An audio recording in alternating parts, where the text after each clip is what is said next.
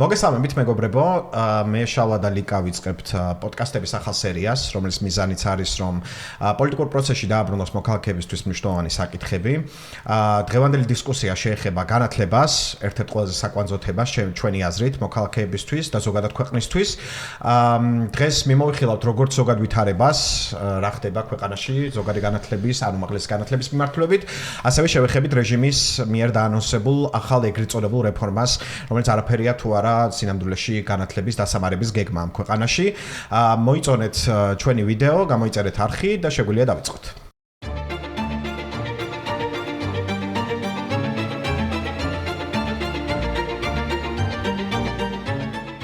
მოკლედ, სანამ მთავარ საკითხზე გადავიდოდეთ, ალბათ ჯობია რომ მსმენელს თავები წარუდგინოთ, ვინც ჩვენი ერთგული მაყურებელია, ისინი გვიცნობენ, პრინციპში 3 წელზე მეტია, ყველა ჩვენგანი აპარტიის საქმიანობაში აქტიურად ვარ ჩართული, ნუ დაახლოებით ჩავა, დაახლოებით. და მაგრამ აი წარუდგინოთ, მე ვარ ვასილ მათითაიშვილი, ფედერალისტების კამპანიის მენეჯერი. შალვა ჯავახია, ისტორიკოსი, მასწავლებელი, პოლიტიკის მეცნიერების კარგი ადამიანი. ლიკა გახარია, იურისტი, პოლიტიკის მეცნიერებათა მაგისტრი და პარტია ფედერალისტების პოლიტსაბჭოს წევრი. პირველ რიგში ალბათ რითიც უნდა დავიწყოთ არის უმაღლესი განათლების, უпростоრად საშუალო განათლების მდგომარეობა ამ ქვეყანაში, ხო?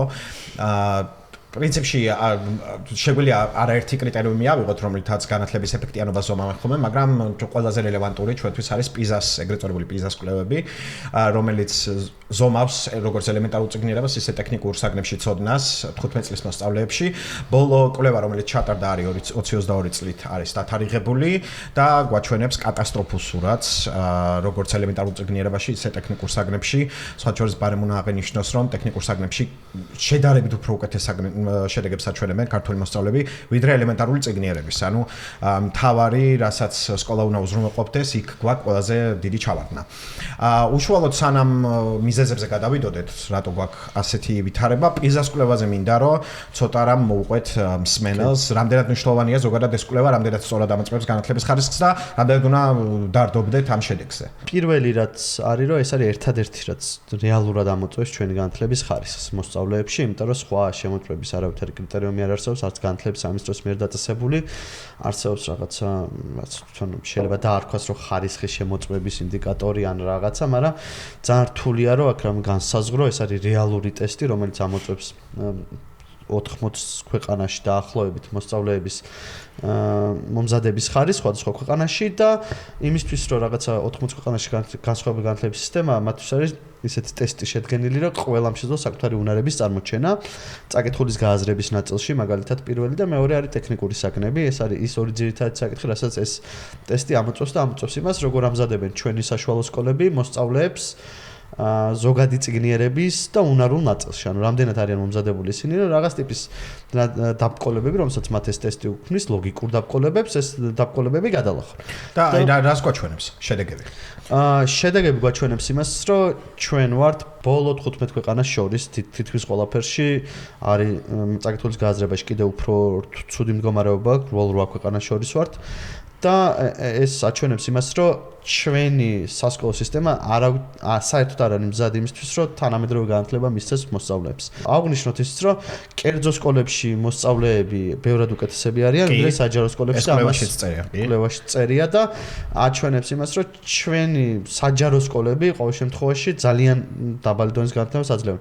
ეს სხვა შორის დაინახა კიდევაც განათლების სამინისტრომ და წინა წელს ჩატარდა ასევე გაზაფხულზე ჩატარდა ტესტირებები პიზაში, ისევ პიზას ტესტები, რომ შედეგები ჯერ არ გამოქვეყნებულა და ამ შემთხვევაში განათლების სამინისტრო გადაწყვიტა, რომ თვითონ ხელოვნურად შეეჩია სკოლები, რომლებიც მიიღებდნენ ამ კვლევაში მონაწილეობას, რაც უნდა იყოს შერჩევითი, შემთხვევითობის პრინციპით არჩევითი, მაგრამ კარგი სკოლები, რომლებიც არის იმ სკოლებს თხოვა, რომ ჩაეტარებინათ ეს ტესტები, იმიტომ რომ უკეთესი შედეგი აჩვენოთ, ნახოთ რა შედეგი გვექნება წელს, მაგრამ რაღაცნაირად გადაწყვიტა, რომ ამ სტატისტიკას манипуляცია. ხო, პრინციპში ქართული ოცნების ხო რაღაცა რეჟიმის სულისკვეთებას საუკეთესოდ გამოხატავს ეგ ამბავი, ხო? თავარია რომ მიჭკმალო პრობლემა და არა ის რომ მისი მიზეზები იკვლიო და შემდგომ ამ მიზეზებს უპასუხო.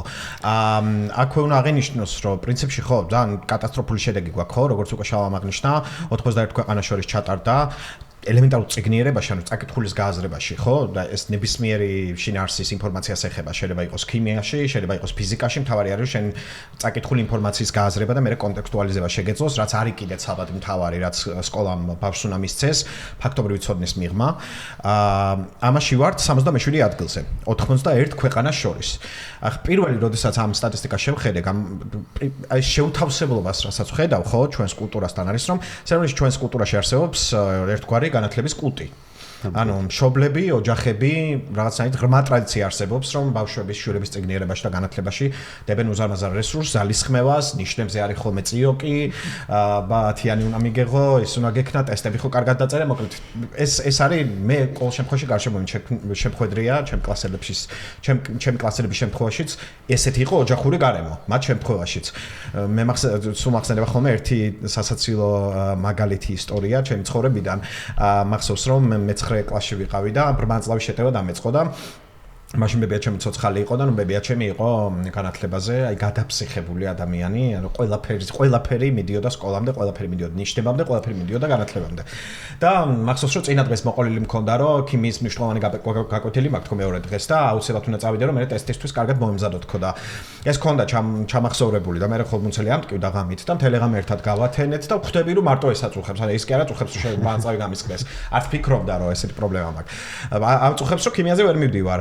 და ნუ ძალიან მტკიოდა მახსოვს, ნუ ჯოჯოხეთურად გავათენე ის ღამე და აი ცოტა უკვე რო დილის სხივები გამოჩნდა ცაზე, რაღაცა 1000 წამლით გამჭყიპეს, რომელიც სიამოვნების ჩვენ პრობლემასთან კავშირში არ იყო და ცოტა პლაცებო ეფექტი მომცა, რომ უიმე ცოტა მითქი გადამიარა თქო თქვი და ეგრევე შემოხედა და ჩაიცვალა გაიქცევი.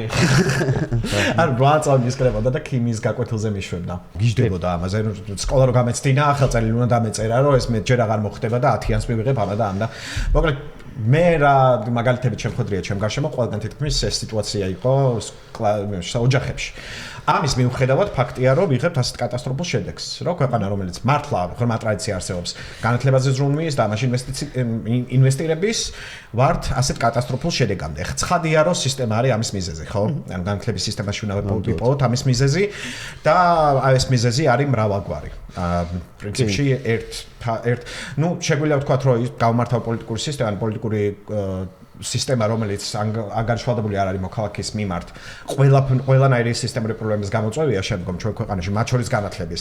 არა განათლების სისტემის შემთხვევაში გვაქვს კიდე შიდა ბევრი მიზეზი, რომელსაც შემდგომ ჩვენმა რეფორმამ უნდა უპასუხოს განსხვავებით რეჟიმის რეფორმისგან რაღაც თქმა გინდოდა გონიკა. ხო, არა, უბრალოდ კომპლექსურად რო შევხედოთ შენი ბოლო ფრაზე რომ გავაგრძელო ჩვენმა ხელისუფლებამ, უბრალოდ ეგრეთ წოდებულმა ხელისუფლებამ, რომელიც სახელმწიფოს სახელით კი არ მოქმედებს, რატომღაც გადაწყვიტა რომ თვითონ არის სახელმწიფო,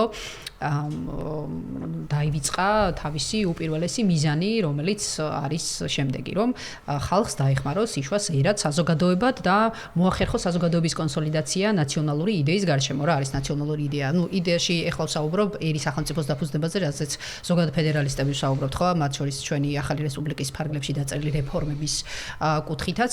რა როლი აქვს სახელმწიფოს ამ მიმართულებით, ხო? რა არის ნაციონალური იდეა, თავისუფლება, თანასწორობა, ბედნიერებისკენ სწრაფვა და რა როლი აქვს განათლებას ფაქტობრივად ფუნდამენტური როლი აქვს ხო სახელმწიფოს განვითარების საქმეში. განათლებული ადამიანი არის არამხოლოდ უკეთესი პროფესიონალი, არამედ ინფორმირებული მოქალაქე, აქტიური მოქალაქე, ხო, ინფორმირებული ამომრჩეველი. ხა თქვენ ბევრი ისაუბრეთ პიზას 2022 წლის კვლევებზე, რომელმაც ფაქტობრივად კატასტროფული შედეგები აჩვენა. ხო, თითქმის ყველა მიღწევაში ქართველი მოსწავლეები საშუალოზე დაბალ მაჩვენებელს აჩვენებენ სხვა დემოკრატიულ ქვეყნებთან შედარებით, ხო? იდეაში ხო, არ განვითარებად ქვეყნებთან მიმართებითაც საშინელი სტატისტიკა არის რეალურად. წაკითხulis გააზრებაში აგერ თქვი, რომ 91-დან 77 ადგილზე ვარ. მათემატიკაში 2018 წელს შედარებით 2022 წელს გაცილებით გაუარესებულია უბრალოდ შედეგები 13% მოსწავლეების აცხადებს, რომ უსაფრთხოდ ვერ გზნობს თავს სკოლისკენ მიმავალ გზაზე, რაც განპირობებული დაკავებულია როგორც ინფრასტრუქტურული პრობლემებით, ისე სხვადასხვა სოციალური ფაქტორებით, ხო? პრინციპში როგორც შევთქვი, მრავალი, ანუ კომპლექსურია, ხო, რეალურად განათლების სისტემა რა ფაქტორები განაპირობებს მე იმ ხარისხს, რომელსაც ეს ტესტები აჩვენებს.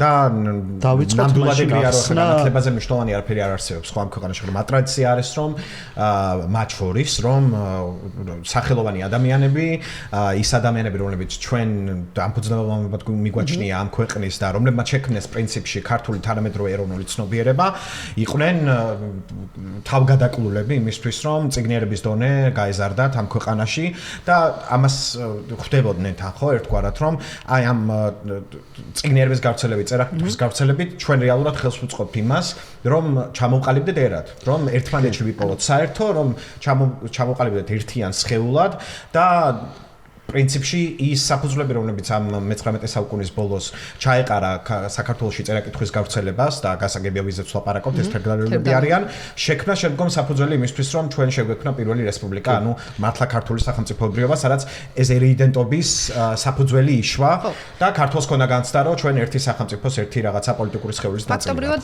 ქართველი საზოგადოების მოდერნიზაციის ტალღა იყო ეგ პირველი, ხო, რაც მათ განაპირობეს და განაპირობეს რითი დასავლეთში მიღებული განათლებით, ხო, ეხლა რომ ჩახედო მართლა ჰაიდელბერგის, ციურიხის გერმანული დიპლომები, ხო? ხო, ნუ თერდალეულებით რა დავიწყოთ, რეალურად გაცილებით ხმა არის, ხო? დასავლურ საგანმანათლებლო სისტემა კულტურასთან შეხება ქართველების და შემდგომ გელათის იყალთოს აკადემიების დაფუძნებაც პირდაპირ ემყარება ამ გამოცდილებას, რომელიც ქართულმა სწავლებამ მიიღეს დასავლეთში, ქრისტიანულ სამყაროში. პრინციპში ამ საკითხს უცხოეთში განათლების მიღებას შევეხებით. რამდენიმე სტატისტიკა მინდა რომ შევთავაზო, როგორც პიზას კვლევაში გვეუბნებიან, მნიშვნელოვნად მაღალ შედეგებს აჩვენებენ კერძო სკოლის მოსწავლეები. საქართველოში გვაქვს შემდეგნაირი სტატისტიკა, ყავს 640,000 მოსწავლე, სკოლის მოსწავლე. აქედან მხოლოდ 10% დადის კერძო სკოლებში, 90% დადის საჯარო სკოლებში. თვითონ სკოლებს შორის თანაბარდობაც ესეთია, 90% სკოლებს არის საჯარო, 10% არის დაახლოებით კერძო.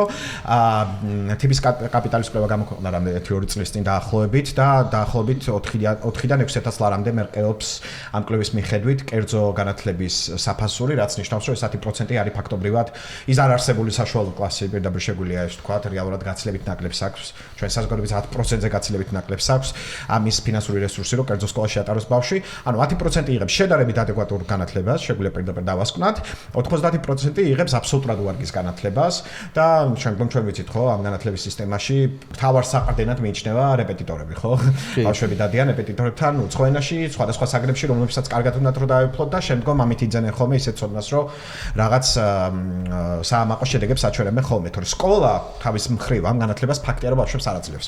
და ეს არის რიცხვებით დადასტურებული, ხო? პრობლემების ჩამოთვლა დავიწყოთ და მოდი პირველი არ ვიცი, თან მინდა რომ ვასაუბროთ ნაკლები მნიშვნელობა აქვს, მაგრამ პირველი მე მართლა არ მინახავს შეხვედრა, სადაც მასწავლებლები განათლებას ჩართული ადამიანები არ აქვს მნიშვნელობა რა თანამდებობის არის და ვინ არის. ყველა ასახელებს აი პოლიტიკურ ჩართულობას, ანუ ეს მასწავლებლები, რომლებიც ჩვენ გვყავს, არიან პოლიტიკურად ანგარიშვალდებული თავის დამსაქმებელთან, რომელსაც პოლიტიკურად უნდა მოემსახურონ და არა მშობლებთან და მასწავლებლებთან.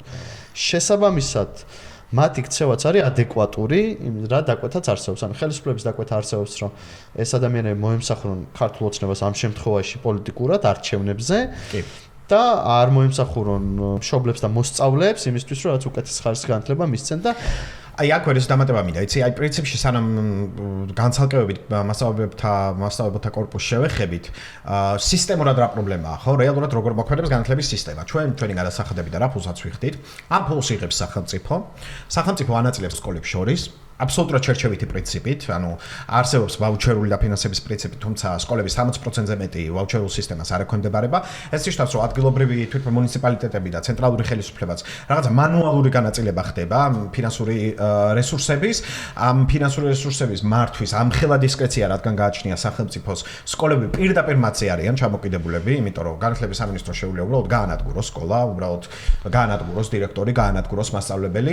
შესაბამისად, ეს დამოკიდებულება ცენტრალურ ხელისუფლებაზე. ოდნავ დავამატებ, იგივე ეს ბერკეტი აქვს კერძო სკოლასთან მიმართებით. ზუსტად. ხო, ანუ ზუსტად, ხო, ავტონომიის პრობლემა გვიდგას როგორც საჯარო სკოლებში, ისე კერძო სკოლებში. უბრალოდ სადაც სრული კონტროლი აქვს სახელმწიფოს, იქ გაცილებით დაბალ ხარისხს ვხედავთ განათლების, ხო? სადაც ნაკლები, იქ შედარებით უკეთეს. და შედეგად ვიღებთ ისეთ სისტემას, სადაც მთელი განათლების სისტემა, აბსოლუტურად ყველა საჯარო და ნაწილობრივ კერძო სკოლებიც არიან სრულად დამოკიდებული პოლიტიკური ხელისუფლების კეთილგანწყობაზე. შესაბამისად, როგორც საკადრო პოლიტიკა, ისე განათლების პროცესი და სწავლების პროცესი, რეფორმა ეგრეთ წოდებული, რომელიც ახლა გამოაგორეს და ამას აუცილებლად შევეხებით. სამართლში არის მთლიანად მოძრაობს ბიძინა ივანიშვილის ძალაუფლებრივი ინტერესის, პოლიტიკური ინტერესის გარშემო, არანაირი კავშირი რეალურად ბავშვების განათლებასთან არ აქვს და ამას განაპირობებს ეს სისტემური დამოკიდებულება, რომ განათლების სისტემას აქვს სრული კონტროლი ყველა საჯარო სკოლაზე და ზოგადად განათლების სისტემაზე. სისტემური პრობლემიდან შეგვიძლია გადავიდეთ პარტიკულარულ პრობლემამდე, ხო? ერთ-ერთი საგანგაშო სტატისტიკა, რომელიც გვაქვს და პრინციპში სადაც შეგვიძლია ვიპოვოთ ღერძი, სადაც რაღაც გაბზარულია, რაღაც რაც შემდგომ ასეთ ცუდ შედეგებს გვაძლევს, არის 2022 წლის სტატისტიკა საკვალიფიკაციო გამოცდებთან მიმართებით, მასწავლებლების 80%-მა ვერ ჩააბარა საკუთარ გამოცდაში მარტივი გამოცდა. რეალურად, ხო? ვიცით ეს გამოცდები როგორიც არის და რეალურად არის მარტივი გამოცდა. ეს ნიშნავს, რომ აქ მარხია ძაღლის თავი, ხო? ესე იგი, საკადრო პოლიტიკაში ხდება რაღაც ისეთი, რაც შემდგომ გვაძლევს ასეთ შედეგებს და ცხადია უმეცარი მასწავლებელი ვერანაირ ცოდნას ბავშვს ვერ გადასცემს, ხო? მოდი ახსნათ, ხო, ეგეც. პირველ რიგში, თქვათ ის, რომ ბოლო 3 წელია განათლების სამინისტრო აღარ აქვეყნებს ამ შედეგებს, იმიტომ რომ ეს მასწავლებელთა საკვალიფიკაციო მასწავლებლის საკვალიფიკაციო გამოცდის შედეგებს აღარ აქვეყნებს, იმიტომ რომ აღარ უნდა რომ გამოჩნდეს რამდენად არ არის მზად სისტემა, რომ შესაბამის განათლება მისცეს მოსწავლეებს, ეს ერთი. აქაც იგივე მიდგომა ჩანს, ხო? ვიჭყვალოთ. არ ჩანდეს, თავი არ ჩანდეს. მეორე, შეგვიძლია ვთქვათ ის, რომ გამოცდების სიმარტივე შემიძლია მე დავადასტურო, იმიტომ რომ ჩაბარებული მაქვს და ბევრი მინახავს და შექმნაში მონაწილეობდი რაღაც დროს, რომ არის უფრო მარტივი, ვიდრე აბიტურიენტებს ვთხოვთ. აბიტურიენტებს ჩემი აზრით არ ვთხოვთ შესაბამის სირთულის გამოცდებს, მაგრამ მასწავლებლებს კიდევ უფრო დაბალი კომპეტენციის ჩაბარება უწევთ და ამასაც სამწუხაროდ ხშირად ვერ ახერხებენ ხოლმე. და რა არის ამის მიზეზი რა? ჩემი აზრით ის, რომ ეს ადამიანები მაინც ჩებიან სისტემაში და სისტემა ცდილობს, რომ უბრალოდ პოლიტიკურად მორჩილი აგიტატორები ყავდეს, რომელსაც არჩევნებში გამოიყენებს და არ ყავდეს შესაბამისი კვალიფიკაციის მასწავლებელი. ფაქტობრივად პირდაპირ შეგვიძლია ვთქვათ, ხო, რომ საარჩევნო რესურსად ხედავთ. საარჩევნო რესურსი, ხო, რომელიც უნდა გამოიყენონ არჩევნებზე და შესაბამისად ეს არის მათი მთავარი ამბავი და ასევე ვიცით, რომ ძალიან ბევრი ონლაინ ტროლად არის ხო დასაქმებული მათ მოეთხოვებათ, რომ რეჟიმის პოლიტიკურ ოპონენტებს ცუდი კომენტარები უწორებთ და ეს ეთქლებათ საქმე. და ის კატასტროფული შედეგები ახსენეთ გამოცდების და გარდა იმისა, რომ ვთქვათ, გასაგებია რომ მასწავლებლები არ არიან კონცენტრირებული პროფესიულ განვითარებაზე, თუ კი მანამდე აი ამ გამოცდების ჩაბარების ფინანსური და რაღაც კარიერული ინტერესები ჰქონდათ, ახლა სახელმწიფო სისტემა შეიცვალა, ის დანამატები გაუქმდა და უკვე ეგ ინტერესიც გაუქრათ, ხო, რეალურად და მოდი უფრო კონკრეტულად ვთქვათ რა მოხდა, ხო? ანუ 2024 წლიდან შეიცვალა მასწავლებლებზე სახელმწიფო გაცემის სისტემა, თუ კი აქამდე უფროს და წამყვან მასწავლებელს ჰქონდათ რაღაცა 900 ლარიანი და 1700 ლარიანი სახელმწიფო დანამატი და ეს ქმნიდა სერიოზულ სტიმულს, რომ მასწავლებელს კვალიფიკაცია აემაღლებინა, ახლა ეს გახდა 200 და 100 ლარი. 150 და 200 ლარი. საათობრივი ანაზღაურება გაიზარდა და დანამატები პრაქტიკულად საერთოდ გაუქმდა. მე როგორც ვიცი, აი ამ გამოცდებს ჩაბარებულ მენტორ მასწავლებლებს დაახლოებით 25000 ისა ბოდიში 25 საათს თუ გადააჭარბებენ, ან 25 საათი ექნებათ კვირაში დაემატებათ 150 ან 350 ლარი და 25 საათი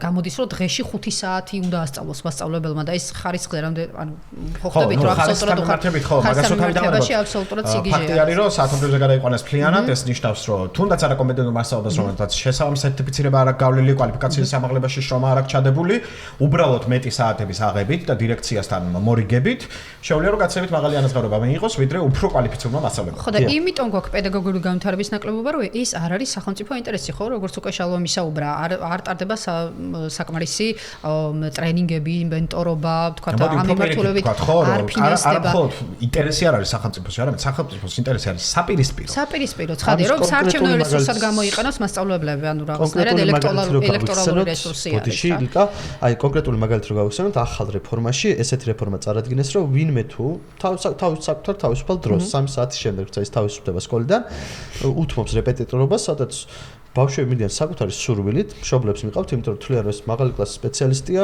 კარგად ამზადებს სიტყვაზე ქართულ ენაში, ისტორიაში, მათემატიკაში არ აქვს მნიშვნელობა. ამ ადამიანებს სჭირდებათ დირექტორის ნებართვა ახალი ინიციატივით იმისთვის, რომ იყვნენ რეპეტიტორები. ხო, ანუ ეს არის საოცრება კიდე, ხო, რომ იმიტომ რომ სისტემას როგორ არის სისტემა, ხო, აწყობილი და ამას ახლა შევეხებით ვრცლად. სუსი პირდაპირ სუსით ან და ეს ნახეთ ჩვენ საჯარო ინფორმაციით აკონტროლებს დირექტორებს, საჯარო სკოლების დირექტორებს, გასცემს რეკომენდაციებს, ვინ უნდა დაინიშნოს, ვინ უნდა მოიხსნას, ვინ უნდა დაწინაურდეს და ეს სქემა გამოქვეყნდა 2022 წელს და სლად შევეხებით ამას. შემდგომ დირექტორები აკონტროლებენ მასწავლებელთა კორპუსს, მას ექნება უკვე იმის დისკრეცია, რომ ერთი მხრივ მათ ანაზღაურებაზე მოახდინოს სერიოზული გავლენა, იმიტომ რომ მას ექნება მათ შორის დამოკიდებული რამდენ საათს მისცემს კონკრეტულ მასწავლებელს და მეორე მხრივ მისცეს ან არ მისცეს უფლება, რომ კერძოდ მოამზადოს სკოლის მოსწავლე. რაც ნიშნავს, რომ სისტემაზე ჩამოკიდებულობა მასწავლებლის ხარისხობრივად იზრდება, ხო, ასმაგდება ფაქტობრივად, იმიტომ რომ მათი სრული ფინანსური რესურსის კონტროლი უკვე შეიძლება განათლების სამინისტროს. აი, რა სჭირდება განათლების სამინისტროს ან ზოგადად სახელმწიფოს ის, რომ დირექტორმა გასცეს ამის ნებართვა, აი, რა საჭიროებას ქმნის, ჩემს სრულად გავგებარ. თუ კადრი ბოდიში აქ თქვეს, რომ ამ კორუფცია უნდა აღმოფხვრასო, ხო, ეს ყველაზე სასაცილო სიამბლის თუ კი არა პოლიტიკური კორუფციისთვის ხდება სიამბლეში ეს, ხო, ეს ხდება პირდაპირ პოლიტიკური დამორჩილებისთვის. ზუსტად იმისთვის რომ ფული შოვნა და უკავშირდეს, ანუ წარმატება ფინანსური, იმიტომ რომ ასწავლებლობა ჩვეულებრივი პროფესიაა, ხო? და უკავშირდეს პირდაპირ პოლიტიკურ მორჩილებას, რომ შენ კერძოდაც ვერ შევა შენი კვალიფიკაციით ფული, თუ მას დირექტორის მორჩილი არ ხარ, რომელიც სუსის მიერ არის შერჩეული. ხო, ანუ რა სხვა რა ახსნა შეიძლება ქონდეს, ამის ჩემს სრულად გავგებარია რა. მოდი, აი, რადგან ეს ვახსენეთ, ხო, ჰიპერცენტრალიზება, რომელიც დღეს კიდე ხდება, უკვე როგორი არის სისტემა, ისიც მიმოვიხილოთ და აუცილებლად უნდა ვახსენოთ იაკერ ზაიას მაგალითი, ხო, რომელიც იყო ერთ-ერთი ყველაზე ტრაგიკული სამარცხვინო მაგალითი მართლა ქართული განათლების სისტემის. ხო, იაკერ ზაია იყო ზუგდიდის მე-6 საჯარო სკოლის დირექტორი, რომელიც 2018 წლის დეკემბერში გარდაიცვალა ინსულტით. მისი ჯანმრთელობის მდგომარეობის გაუარესება გამოიწვია სკოლის ინსპექტირებამ, რომელიც ანონიმური წერილის საფუძველზე დაიწყო განათლების სამინისტრომ და ესე მოულოდნელად მივარდნენ სკოლაში, შეუშვეს აუდიტები, დაიწყეს შემოწმება. ამ შემოწმების პროცესში იაკერ ზაიაზე განხორციელდა პოლიტიკური ზეწოლა, ღირსების პატივისა და ღირსების შემლახავი ქმედებები და როგორც ჩანს ემოციურად ვერ გაუძლო ადამიანმა და ინსულტით გარდაიცვალა. მისმა შვილმა ცხადი აღზრა იქ წერილი შეიტანა, განცხადება უბრალოდ პროკურატურაში, თუმცა ჩვენ არც პროკურატურა გვაქვს, არც სამართლიანი სასამართლო და არავის ქონდა იმის ილუზია, რომ მიზეზშედეგობრივი კავშირი ამ ტრაგიკულ შემთხვევაში დადგინდებოდა. აი, ერთ თვეში პირველ და მეორე ტურს შორის საპრეზიდენტო არჩევნებზე უცებ აღმოჩნდა ადამიანი, რომელმაც დაინახა ზუგდიდის საჯარო სკოლაში რაღაც კატასტროფული პრობლემა და უცებ აღმოჩნდა ძალიან მნიშვნელოვანი ის, რომ იქ შევარდებოდა. დაიწერა იმიტომ, რომ იაკერ ზაიამ უარი განაცხადა ქართული ოცნების მიერ მხარდაჭერილი საპრეზიდენტო კანდიდატისთვის, მხარი დაეჭირა და ხმები მოეტანა. კოორდინატორად უნდა ემუშავა განათლების სისტემა თხოვდა სკოლის საჯარო სკოლის დირექტორს, რომ ასე ემუშავა მათი პოლიტიკური კანდიდატის კოორდინატორად პირდაპირ და ჩვენ ნახეთ კიდეც შემდგომ, რომ მათ შორის მისმა შვილმაც განაცხადა, რომ მას თხოვდნენ რეჟიმის მხარდამჭერი და მოწინააღმდეგე მასწავლებლების სიების შედგენას და მიწოდებას, ხო? და ეს პრინციპში ჯდება შემდგომ და უკვე თქვით ის ტრაგიკული შედეგი, რომელთაც ეს ყველაფერი დასრულდა. იაკერ ზაიაშვილი იყო ოპოზიციურად განწყობილი ბაჩარა შენგელაია, თუ არ ვცდები და ეს ცხადია ქმნიდა მათ შორის მოლოდინს მის მიმართ, რომ ის პოლიტიკურად არ თანამშრომლობდა და უცებ საარჩევნო კამპანიის შუაში გამოჩნდა მრავალნაირი დარღვევები ზუგდიდის მე-6 საჯარო სკოლაში, როცა სიამბლეში თუ ელემენტარულ ან მინიმალურ სტანდარტს ავიღებთ სკოლების ალბათ 70% ამ ქვეყანაში მინიმალურ სტანდარტს ვერ დააკმაყოფილებს და იქ რო ინსპექტირება დაიწყო, მრავალი ადამიანის პასუხისმგებლობა შეიძლება დააყენო, ოღონდ სიამბლეში ეს სახელმწიფო ვერ უზრუნველყოფს, ხო ამას? სახელმწიფო არ არის დაფინანსების წყარო, სახელმწიფო გადაწყვეტს ყველაფერს აბსოლუტურად ამ სკოლებთან მიმართებით, მათ შორის ინფრასტრუქტურაზე რამდენი დაიხარჯება და ასე შემდეგ. ამ დროს მას დირექტორებს, რომელსაც ნულოვანი ავტონომია აქვთ დარჩენილი, ფაქტობრივად, ანუ მათი განათლების სისტემის პოლიტიკის აფსრულებლები არიან ისინი, უცებ მიდიან და პასუხს თხოვენ დარღვევების გამო, რომელიც აღმოჩნდა მათ სკოლაში. აი, სრულ აბსურდთან გვაქვს რეალურად საქმე, იგივე ვნახეთ ჩვენ 2013 წელს აგრარულ უნივერსიტეტთან და თავისუფალ უნივერსიტეტთან დაკავშირებით, როცა უცებ საუკეთესო უნივერსიტეტში ქვეყანაში თამამად შემიძლია ეს თქვა.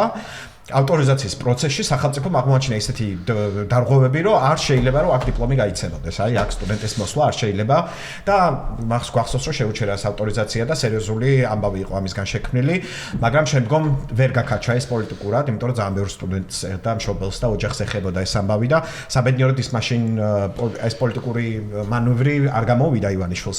მაგრამ მე-6 საჯარო სკოლის შემთხვევაში პრინციპში ეს ყველაფერი ვნახეთ და რაც კიდევ უფრო აღსანიშნავია, რაზეც იაკერზაია საუბრობდა, რასაც მას ხელისუფლება თხოვა, შემდგომ დადასტურდა 2022 წელს გამოქვეყნებული ეგრეთ წოდებული სუსის კრებსებით, ხო? სუსის კრებსებში იყო ფოლდერი. სადაც ცხრილის სახით იყო მოცემული მასწავლებლების სია, უпростоრად დირექტორების სია, დირექტორების აღწერა იყო გაკეთებული ამ სქემაში და სქემის ბოლოს სუსი გასცემდა რეკომენდაციას დარჩეს ეს დირექტორი თანამდებობაზე თუ გადადგეს. ან დირექტორების კანდიდატი აირჩეს დირექტორად თუ არ აირჩეს.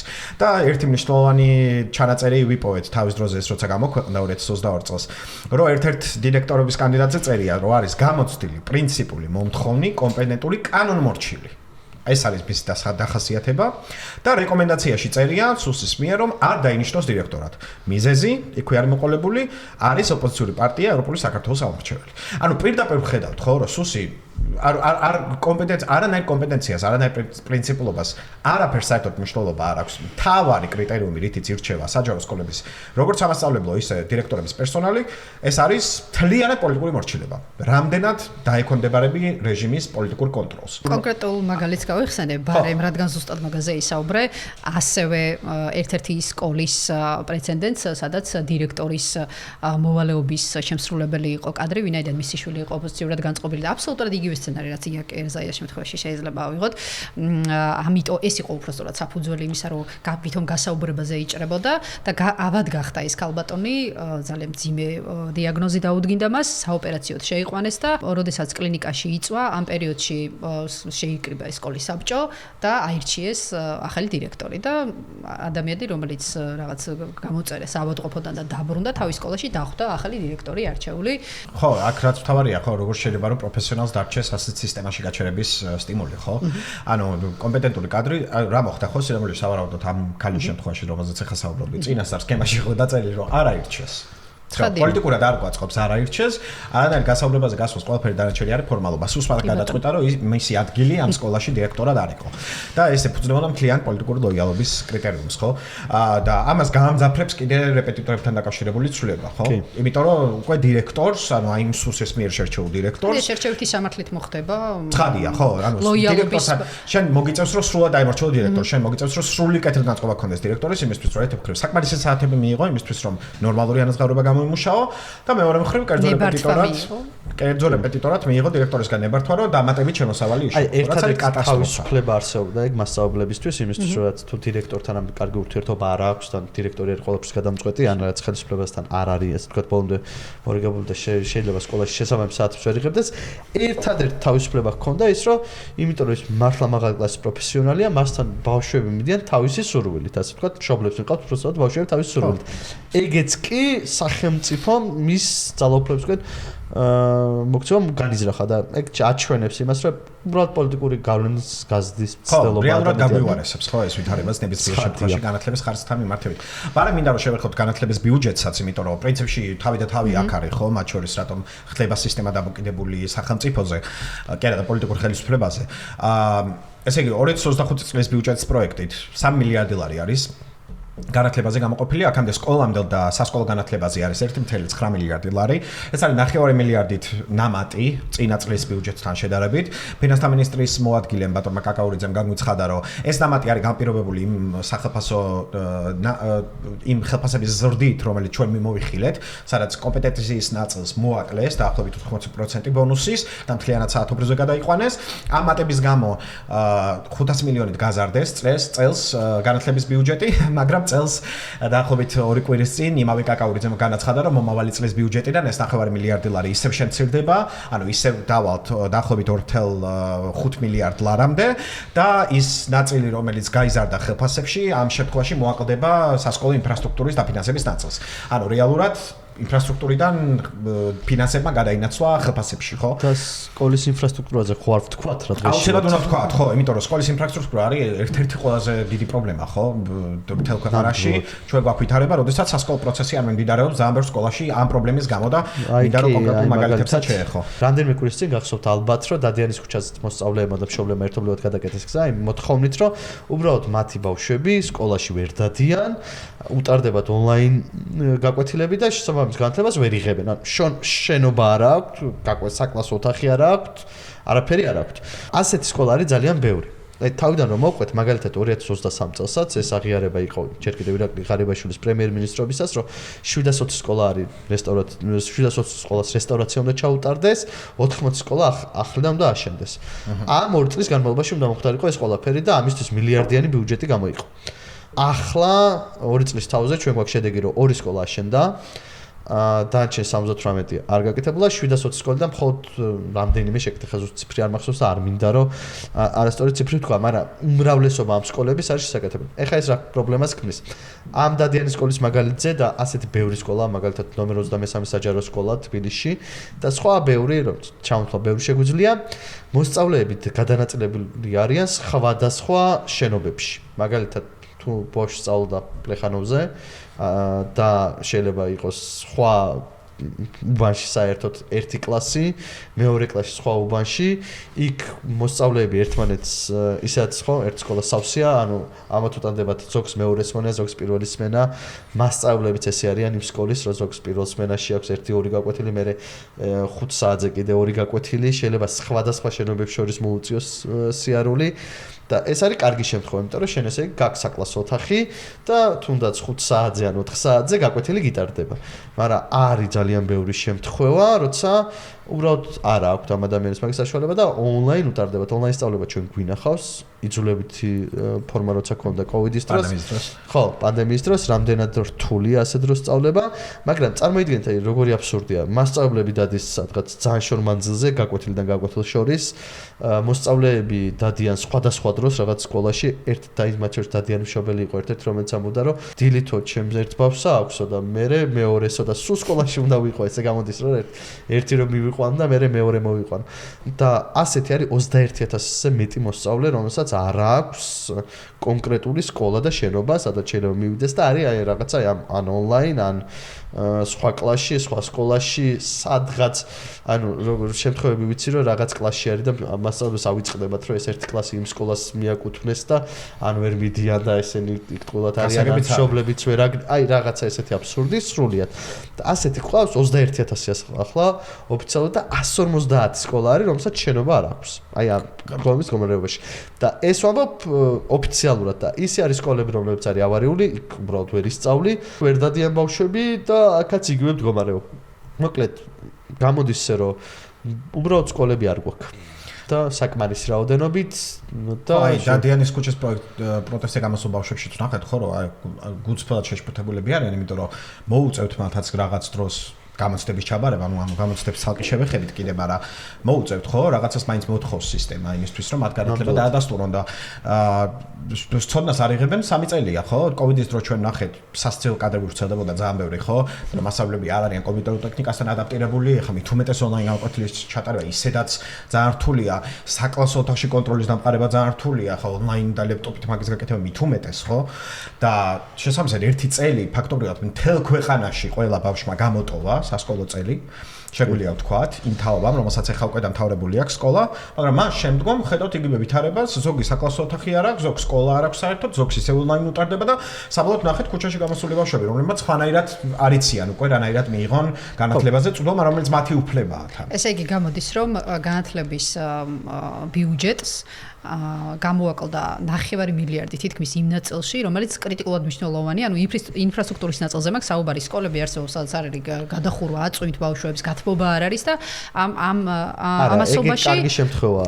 ხო, ეგეც კარგი შემთხვევაა, ზოგან საერთოდ შენობა არ არის, ხო? თითქმის ყველა რაიონში მე ხა უბრალოდ აღარ გადავტვირთავ მაგალითები, თორემ მაგის მეტი რა არის, ჩვენკენაც სამეგრელოში ძალიან ბევრი არის, მე გადანაწილებულები არიან, აი 2 თვეში დასრულდება, აი 3 თვეში დასრულდება და რეალურად უბრალოდ ვერ იწყებენ ნორმალურ სასწავლო პროცესს ეს ბავშვები და იმის გამო რომ იმ თავის საარჩევნო რესურს მასწავლებლების სახით არაფერი მოაკლოს და იმათ ხელფასები გაუზარდოს და დაუბალანსოს, ბავშვები, მოსწავლეები რაღაც პრიორიტეტებში ბოლოში არიან გადაწეული. და პრინციპში განათლების ბიუჯეტი შეგვიძლია ვხედავთ, ხო, დაახლოებით 1.9 მილიარდი არის, როგორც უკვე თქვი, წლევანდელი სასკოლო განათლებაზე, აქამდე 70%, 70%-ზე მეტი, დაახლოებით 1.3 მილიარდზე მეტი, იხარჯება პირდაპირ ხელფასებზე, ხო? და ჩვენ გამონაცემები ვნახეთ ვის ხელფასებზე, ხო? ეს არის ხალხი, რომელიც მხოლოდ პოლიტიკური მორჩილებაში ვარგა. ხალხი, რომლის 80% ჩაიჭრა თავისივე საგნობრივ გამოცდაში. ვიტყვით, რომ რა თქმა უნდა, ამ ქვეყანაში ძალიან ბევრი ღირსეული, კომპეტენტური პედაგოგია, რომლებიც მართლა სასწაულს შვებია ხანდახან და ამ ინდივიდუალურ პროფესიონალიზმზე არის ხოლმე ძალიან ხშირად ჩამოკიდებული ჩვენ ქვეყანაში განათლების ბედი. და მათ უზარმაზარი პატივისცემა ეკუთვნით და როგორც კი მოქალაქეების სამსახურში ჩამდგარი ხელისუფლება მოვა ამ რუსული ავტორიტარული რეჟიმის ნაცვლად, მათი შრომა აუცილებლად უნდა დაფასდეს და მათ საკვანძო როლი უნდა მიენიჭოთ განათლების სისტემაში იმის ნაცვლად, რასაც ახლა ვხედავთ, ხო? მაგრამ ფაქტია, ამ ტკივნეულ სიმართლეს ვერ გავექცევით, რომ 70%-ზე მეტის შემთხვევაში უბრალოდ საკუთარ ახალთაობას ვაყენებთ უზარმაზარ ზიანს, ხო? გასაგები არის, რომ ხელფასები იჭირდება ძალიან ბევრ ადამიანს, გასაგები არის, რომ სხვაგან შეიძლება პროფესიაში თავი ვერ იპოვა და აქ იპოვა, იმიტომ რომ მარტივია ოპონენტისთვის კომენტარის დაწერა და ამაში ხელფასის აღება, მაგრამ ბავშვის ინტერესი უნდა იყოს პირველესი, ხო? და ჩვენ ამოვიდეთ ბავშვების ინტერესიდან, იმიტომ რომ მართლა დეკადაში მაინც მივიღოთ ისეთი თაობა, რომელიც ამ ქვეყანაში რაღაცებს შეცვლის ფუნდამენტურად, ხო? და დღეს პირიქით სურათი გვაქვს, დღეს გვაქვს სრული უძრაობა. შალომ თქვა, რომ 3 წელია საკვალიფიკაციო გამოცდების შედეგები არ გამოქვეყნებულა და მათ შორის 3 წელია ეს ჩაჭრილი მასწავლებლები საკვალიფიკაციო გამოცდაში ჯერ კიდევ ასწავლიან, მოწვეული პედაგოგების სტატუსით არიან ისინი და ბრძანებას ვადაეწურება თუ არ ვცდები 2026 წლის იანვარში და იანვრის მერე წესით არ აქვთ უფლება რომ სკოლაში დარჩნენ და გააგრძელონ სწავლება, მაგრამ აქ არის ძალიან დიდი მაგრამ. ეს ხადე რომ ვერ მოხდება იქიდან გამომდინარე, რომ ძალიან ბევრი მიმართულებით დეფიციტია სხვადასხვა დარგში, საბუნებისმეტყველო, მათემატიკა, ხელოვნების დარგში არ ყავთ რესურსი და მასწავლებლები ამ სისტემაში, ანუ ისე ვიკდარჩებიან ის მასწავლებლები, ხადია საიდან მოიყვანენ, ხო, აი ისედაც დეფიციტი იყო კადრებს.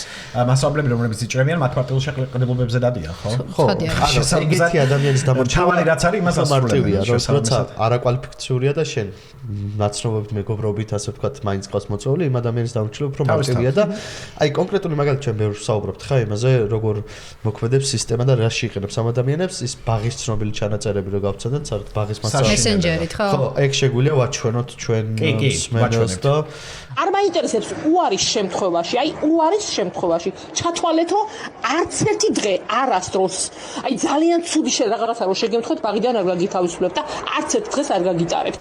ამით ძალიან აშკარა და ცხადია, როგორ იყენებს სკოლაში, ბაღში და ნახეთ იქ, რომ მიყავს გამგეს, საბავშვო ბაღის გამგეს, რომელიც არის საჯარო მოხელე, რომელსაც ჩვენ ვხდით, ჩვენი ჯიბი და ხელფას, მოყავს აღმზრდელები, რომლებსაც ეუბნება, რომ თუ ხვალ ამა და ამ დროს არ გამოცხადებდით საარჩევნო უბანზე.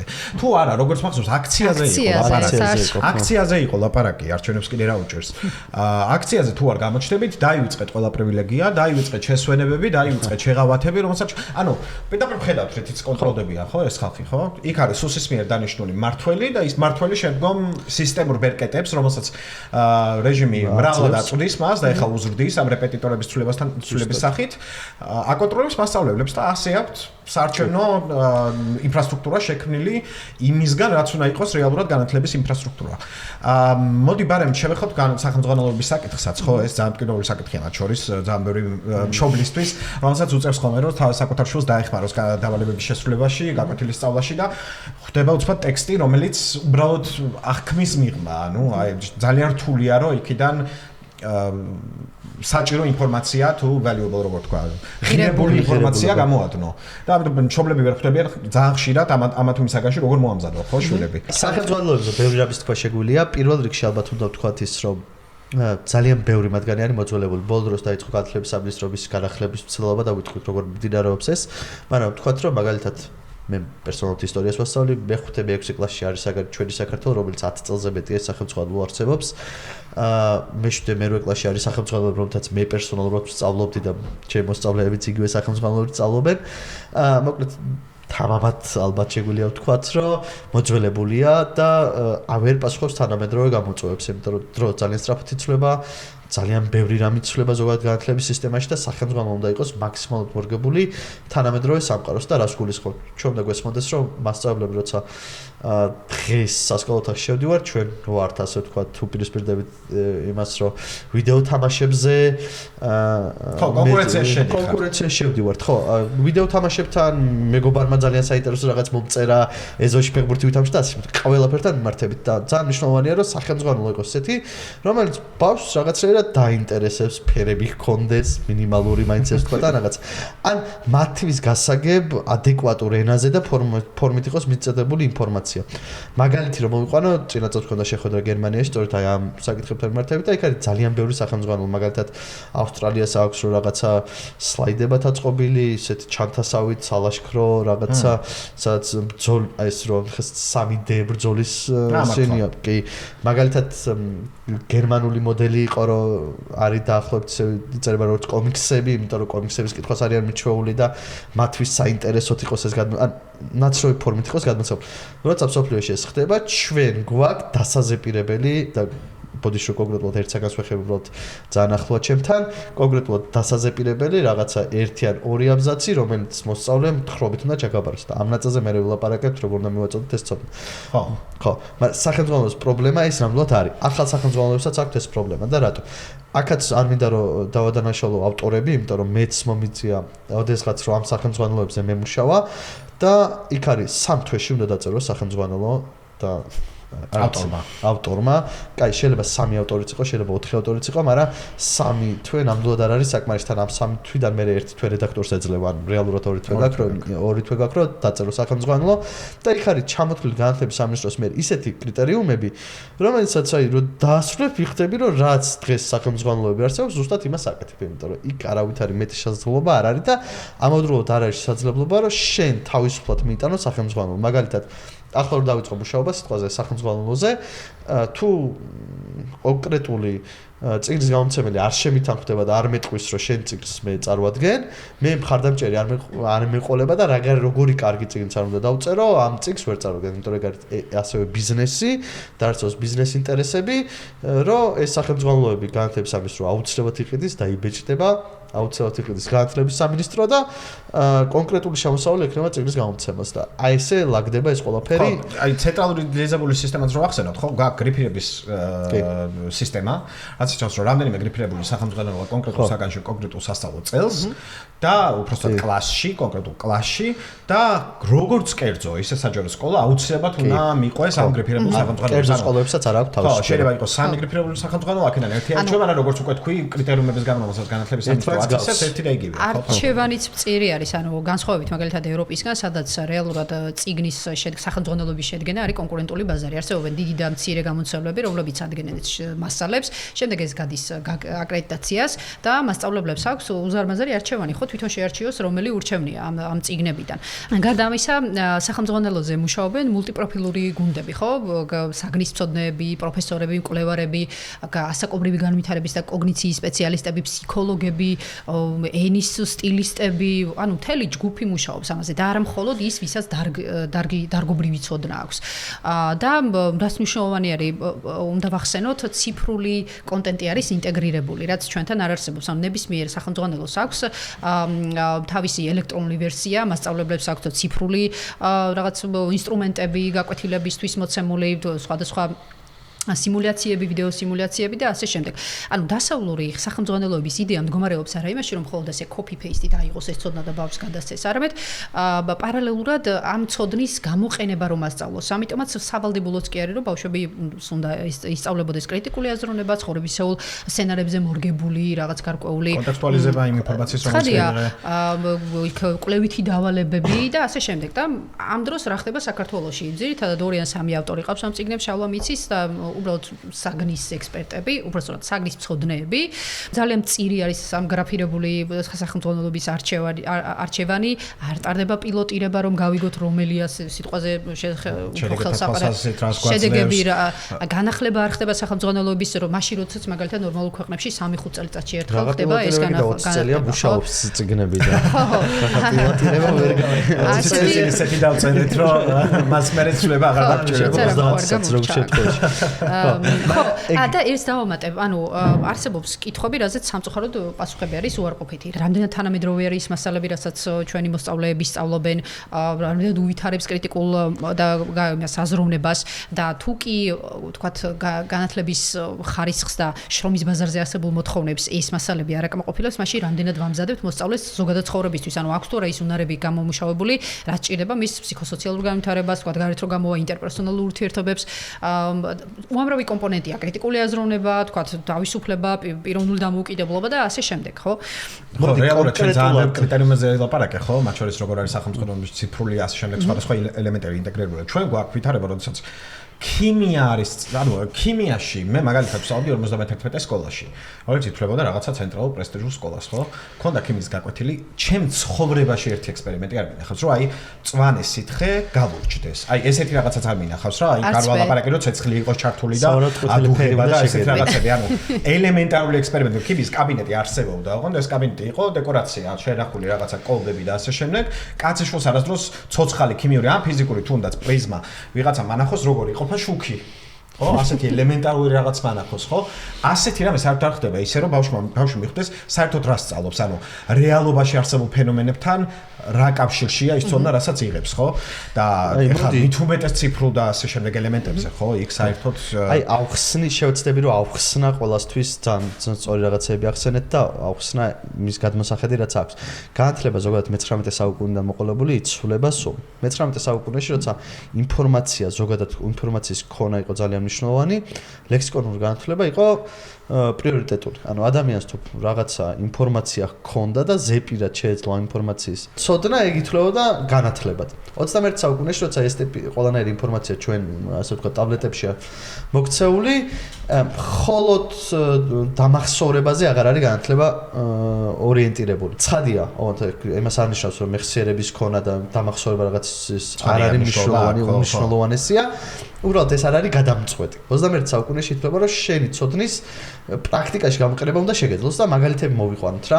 მე პერსონალურად ამას პირველად შეხიყო მე-10 კლასში როცა შვეიცარიაში სწავლობდი სასწავლებლად სკოლის ეტაპზე გაცვლითა პროგრამით, სადაც აღმოჩნდა რომ მათემატიკაში პროცენტები რომლებიც ვიცოდი მეგონა საქართველოსთან, იქ როცა აღმოჩნდა ისინი გადიოდნენ და თავიდან საწყის ეტაპზე ჩანდა რომ მე ძალიან მაგარი ვარ ამ პროცენტებში და თუნდაც საუკეთესო შეიძლება ვიყო კლასში ეს პირველი ორი გაკვეთილი ესე მეგონა თან საქართველოში ვიყავ ძალიან საშუალო და იქ მეთქი აი რაღაცა შემიძლია რომ პროცენტები რაღაცა მათემატიკა თუნდაც შემიძლია რომ ხარ ყოფლა როცა კონკრეტული დავალების გაკეთებაზე მიდგა საქმე და იქ იყო ესეთ დავალებები რომ მაგალითად ბანკის მიხედვით უნდა გამოგეთვალა წლიური პროცენტი რა იქნებოდა მოგების პროცენტი რა იქნებოდა გამომიყენებინა ეს ცოდნა ხო გამომიყენებინა ეს ცოდნა სამწუხაროდ აღმოჩნდა რომ ამისთვის არ ვიყავი მზად იგივე შეიძლება იყოს მაგალითად ისტორიაზე როცა ჩვენ გითხრეს რომ აი რაღაცა სტატია დაწერე ბუკლეტი გააკეთე ხო აი კონკრეტულ რაღაცად აქცია შენი ცოდნა ამისთვის ჩვენ მოსწავლეებს სამწუხაროდ არ ვამზადებთ იმისთვის რომ მან საკუთარი ცოდნის პრაქტიკაში გამოყენება შეძლოს და პრინციპში ამასაჩვენებს ვიზას კვლევას ხო თავარი რაც არის ეს არის ინფორმაციის გამოყენების უნარობა ფაქტობრივად პრინციპში მივოიხილეთ სისტემურად თითქმის ყველა კრიტერიუმი რომელიც უკავშირდება იმ საშინელ და სამწუხარო შედეგს რომელსაც პიზას კვლევებში შემდგომ ვიღებთ ეხა გადავიდეთ იმ რეფორმაზე რომლითაც ქართულ ოცნებას სურს რომ ამ გამოწვევას უპასუხოს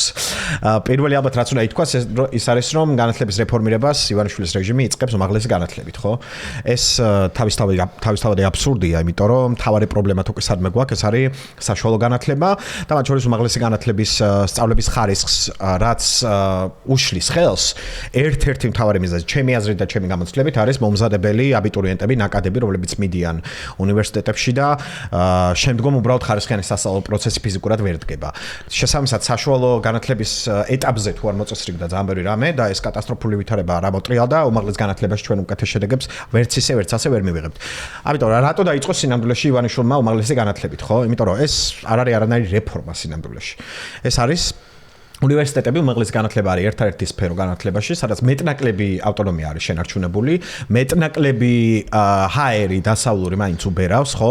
იმიტომ რომ დასავლურ აკადემიურ სივრცეებთან მჭიდრო კავშირში არიან როგორც სახელმწიფო ისე კერძო უნივერსიტეტები და იქ შედარებით ცოცხლობს თანამედროვე პრაქტიკები და შედარებით რაღაც ხარისხს ვიღებთ უმაღლეს განათლებაში, თუმცა იქაც კატასტროფული პრობლემები გვაქვს, ცხადია. მაგრამ თავისთავად ის რომ ამით იწყებს ივანიშვილი ნიშნავს, რომ სურს ამ ავტონომიის, რაც უმაღლეს განათლებაში შემორჩენილი გვაქვს, მათ შორის სახელმწიფო უნივერსიტეტებში სრულად გაუქმება.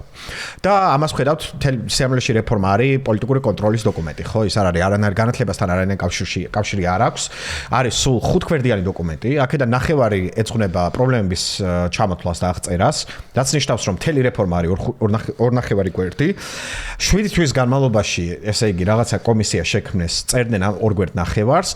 და ხა ჩვენ მინდა რომ ეტაპ-ეტაპ გავუყვეთ რა საშინელი მავნებლობები არის ჩადებული სინამდვილეში ამ რეფორმაში.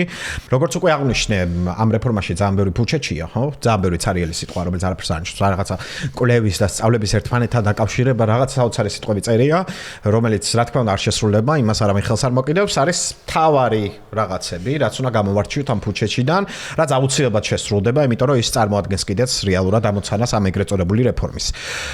პირველი თითიც უნდა დავიწყოთ არის 11 წლიან სასკოლო სწავლებაზე გადასვლა, ხო? ანუ ამ რეფორმაში არის ჩაფენილი, მიუხედავად იმისა, რომ ის არის უმაღლესი განათლების რეფორმა, 11 წლიან სასკოლო სწავლებაზე გადასვლა, თავად რეჟიმმა ეს ყველაფერი ახსნა იმით, რომ 12 კლასში ისედაც ტყუილად დადიან მოსწავლეები, როგორც მისგან შევიტყვეთ და ამის გამო 12 კლასი არის ზედმეტად ხარჯავენ 1 წელს და ამიტომ ჯობია რომ გაუქმდეს პირდაპირ უმაღლესი განათლებიდან დაიწყონ ბავშვებმა სწავლა.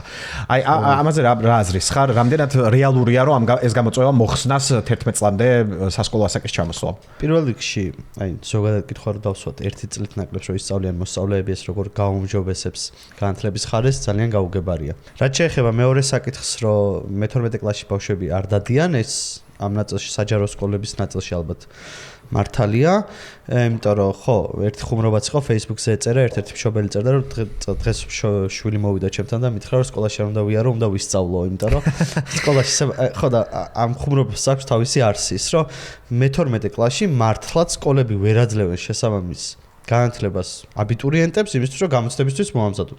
შემომსავთ ეს ბავშვები და ირჩევენ იმას რომ იარონ რეპეტიტორებთან ან რაღაცა თავისი ძალებით გამკლავდნენ ან გამოწვევას. ხო, ანუ რეალურად მთავარი მიზეზი რის გამოც 12 κλასი არის ეს ტყუილი წელი, არის იმის გამო რომ სკოლაში ფიზიკურად ვერ მიიღებ ინფორმაციას რომელიც გამოცდას დაგაწერინებს. ამიტომ ბავშვებს უწევთ რომ იარონ რეპეტიტორებთან და რეალურად დადიან იქ, არ დადიან სკოლაში და სკოლაში მიდიან შეიძლება სამ თვეში ერთხელ მივიდეს და ბოლოზარზე მიდიან რომ რაღაცა ბანკეტზეც ნახულობენ მასწავლებლებს ალბათ. მაგრამ ამის იქით ხო სკოლა იმიტომ რომ ვერ უზრუნველყოფს სკოლაში შესაბამის ხარისხის განათლებას იძულებულები არიან და ეს არის ზედმეტი ხარჯიც ხო ოჯახებისთვის ეს უნდა აღვნიშნოთ. ცხადია. ხო და მოკლედ ეგეთ იქნება 11 კლასი, იმიტომ რომ 11 კლასშიც ვერ მიიხებენ ეს ბავშვები შესაბამის ცოდნას და გამოცდების მომზადება რომ მოუწევთ 11 წელი გახდება ის ტყუილი წელი. შესაბამისად 1 წელს ჩვენ მოსწავლეებს აუცილებლად ვაკლებთ. რაც შეეხება ანუ რეალურად რაც მოხდება ეს არის რომ 12-ს ნაცვლად 11-ში ივლიან ტყუილად არივლიან უფრო სწორად და 11-ში მოემზადებიან რეპეტიტორებთან. ანუ რეალურად ეს მოხდება მხოლოდ. რეალურად წარსულში გვაბრუნებენ, ხო? ანუ 11 წლიანი სისტემაზე გადასვლა საგანმანათლებლო რეგრესია არის ეს რა შევაფასოთ. ეხლა რეალურად რატო შვებიან ამ ყველაფერს? 2000-იან წლებში როდესაც ეს სისტემა გაუქმდა, მოხდა იმისთვის რომ ატესტატები ქართული ატესტატები ყოფილიყო ევროპულ სტანდარტებთან თავსებადი, რათა მოსწავლეებს შემდგომ შესაძლებლობა ჰქონოდათ სხვადასხვა ევროპულ საგრანტო სასერტიფიცირო პროგრამებში მიეღოთ მონაწილეობა. ისეთ 11 წლიანზე დაბრუნება ნიშნავს ევროპული საგანმანათლებლო სივრციდან გამოსვლისკენ აბიჯის გადადგმას. ეს ერთი საფუძველი და მეორე ხარჯების ოპტიმიზაცია. ჩვენ ვნახეთ რომ განათლების ბიუჯეტი შეამცირეს 470 მილიონით, იქ კიდე რაღაცეებს აუქმებენ ახლა სხვადასხვა სტრუქტურებს, რეჟიმს იმისთვის რომ შეინარჩუნოს საკუთარი თავი, მოდი ასე ვთქვათ, და არ ჩამოიშალოს, ჭირდება ფინანსები. და ახლა იძიებს აი ამ ფინანსებს, აი ამ სხვადასხვა სტრუქტურების გაუქმებით, იქ ბიუჯეტის შემცირებით და ასე შემდეგ. პირდაპირ თქვა, გახსოვს მე და შენ ვუყურეთ განათლების მინისტრის მოადგილის გამოსვლას, ძალიან მოდი პირდაპირ ვირეშმაკულად ისაუბრა ამ კაცს უზარმაზარი წინადადებებით, მაგრამ რეალურად თქვა, ერთი რო გამოვშიგნოთ, რომ დავიყვანოთ ერთ წინადადებამდე 12 კლასი გვიждდება ძალიან ძვირიო. ის კი არ თქვა, რომ ეს 12 კლასში ჩვენ ვერ უზრუნველყოფთ იმას, რაც ევალება რეალურად განათლების სისტემას, რომ ეს ბავშვები მოამზადოს უნივერსიტეტისთვის, შესაბამისი უნარები გამომუშავდნენ, ცოდნა მისცენ. ამას ვერ ვაძლევთო და ამიტომ მოდი გავაუქმოთ, ტყუილად ვხარჯავთ ამ ფულსო, ხო? ანუ გამოდის, რომ ის რაც 12 კლასში ხდება, მოხდება 11 მე-11 კლასში და 10 წლიანი განათლება ექნებათ ქართველ მოსწავლეებს ჯამში. ხო, რეალურად შედეგს ამას მივიღებთ, მაგრამ თქვათ რომ ხო, მაგრამ ჩემი აზრით მაინც პირდაპირ, იმიტომ რომ პრეზენტაციაც ასე დაიწყო, ხო, კობახიძემ, რომ მიგრაციაო განათლების უმაღლეს განათლების თავი პრობლემა ყოფილა მიგრაცია, მეგობრებო, რომ თქვათ, მაგრამ ხო, აი ეს გულისხმება რომ სტუდენტები რომლებიც მიდიან უცხოეთში სასწავლებლად ან სწავლის გასაგრძელებლად, ხო? რეალურად ციფრებს რომ ჩავხედოთ, დასავლეთში სწავლის გასაგრძელებლად ან სასწავლებლად ზოგადად მიდის სახელმწიფო პროგრამები 900 ბავშვი და კერძო პროგრამები რომ დავამატოთ, სავარაუდოდ ავალთ 1500 ბავშვამდე, ხო? კობახიძე ამბობს, რომ 1500 ბავშვის ქვეყანაში დატოვებით, რომლებიც პირიქით უნდა წავიდნენ, უნდა მიიღონ დასავლური განათლება, უნდა მიიღონ ხარისხიანი უნივერსიტეტის გამოცდილება, უნდა თავგადასავალს შეეჩვიონ, დამოუკიდებელ ცხოვრებას შეეჩვიონ, ხო? მრავალი წინსვლის შესაძლებლობაა ეს. აქ უნდა დავტოვოთო ქვეყანაშიო და აქო ისეთ განათლების სისტემას ავაღორძინებთო, რომ მათო საზღვარგარეთ წასვლა აღარ მოუწევთო. პირველი ხა ის უნდა ვთქვათ, რატო ხო, იმას თავი დავანებოთ, რომ 100,000-ობით ქართველი მიდის, უბრალოდ რომ ფიზიკურად გადარჩეს, ხო? რომ უხარისხო მკურნალობის შედეგად არ მოკვდეს, რომ ლუკმაპური იშოვოს და აქ ოჯახები არ ჩინოს, 100,000-ობით. მარტო 2023 წელს წავიდა 150,000 ქართველზე მეტი საზღვარგარეთ. ამ დროს მიგრაციას გვისახელებენ როგორც პრობლემას განათლების სფეროში. სინამდვილეში თავარი ამით ამ ხელს რეალურად თავის თავარ მიზანს, ხო, რეჟიმი. ის ამბობს, რომ მე არ მაწყობს დასავლეთში განათლების მისაღებად წასული ქართველი სტუდენტები, მე აქ მოვაწყობ პოლიტიკური კონტროლს დაქვემდებარებულ ავტორიტარულ განათლების სისტემას და აქ უნდა დარჩეს ყველა სტუდენტი, ვისაც არ უნდა ნახვამდის. ეს არის იდეა და აზრი ამ ცვლილების. ბარემ რო ავხსნათ, რატომ არის რომ 11 წლიანი სწავლება შეუზღუდავს დიდი ალბათობით, ხო, მოსწავლეებს. გავხსნათ ისე რა სიღრმისეულად. ევროპის სახელმწიფოები ერთმანეთში შეთანხმდნენ. არა მხოლოდ, ხო, დასავლეთში. დასავლური საგანმანათლებლო სისტემები ერთმანეთში შეთანხმდნენ იმისთვის, რომ მოსწავლეების და სტუდენტების შორის გაცვლა, ინფორმაციის გაზიარება იყოს მარტივი, საერთო საგანმანათლებლო სისტემა დანერგო, რაც გულისხმობს, რომ ყველა მისწავლოს 12 წელი სკოლაში, 4 წელი ძირითად ბაკალავრზე და 2 წელი მაგისტრატურას. ამას გარდა კიდევ არის რომ საერთო კრედიტების სისტემა ქონდეთ, რომ მაგალითად 120 კრედიტი დააგროვონ მაგისტრატურაზე, 240 ბაკალავრზე, იმიტომ რომ მაგალითად სტუდენტი თუ ესპანეთიდან წავა გერმანიაში სასწავლებლად, იქ მისთვის ეს სისტემა არ იყოს უცხო, ფორმალურად და სტრუქტურულად არ იყოს უცხო. შინაარსობრივად ცხადია განსხვავდება ესენი ერთმანეთისგან, მაგრამ სტრუქტურულად რო არ იყოს იმისთვის, რომ გაცვლა ინფორმაციის ცოდნის და სტუდენტების სხვადასხვა ქვეყნებიდან მიღება იყოს შესაძლებელი. აი ამისთვის. და ამით სარგებლობს ძალიან ბევრი ქართველი, ძალიან ბევრი ქართველი მოსწავლე და სტუდენტი. კი, რომელიც არის ძალიან მნიშვნელოვანი. მათ შორის ბატონი ირაკლი კობახიძეც მაგალითად, ხო, რომელიც სწავლობდა. ხო, ბატონი ირაკლი კობახიძე, ხო, ეს ცალკე აღნიშნვის ღირსია სხვადასხვა. თვითონ დუსელდორფის უნივერსიტეტის დოქტორანტია თუ არ ვწდები. აგერ ღარიბაშვილი ყავდა ცოტა ხნის წინ, რომელმაც სახელმწიფო ხარჯით გადააფრინა ამერიკაში უნივერსიტეტში საკუთარი შვილი. უმრავლესობა თვითონ დეპუტატი. უმრავლესობა დეპუტატების შვილები ზოგიერთ უცხოეთში გაჩენილი ყავს, იმიტომ რომ იმ ქვეყნის მოქალაქეობა მიიღოთ. საოცრებას ხედავთ, ხო, რეალურად პირდაპირ გვეუბნებიან, რომ ეს გვინა ჩვენთვის, დასავლური სიკეთები არის ჩვენთვის, რომელსაც მივიღებთ თქვენგან მოპარული ფულით.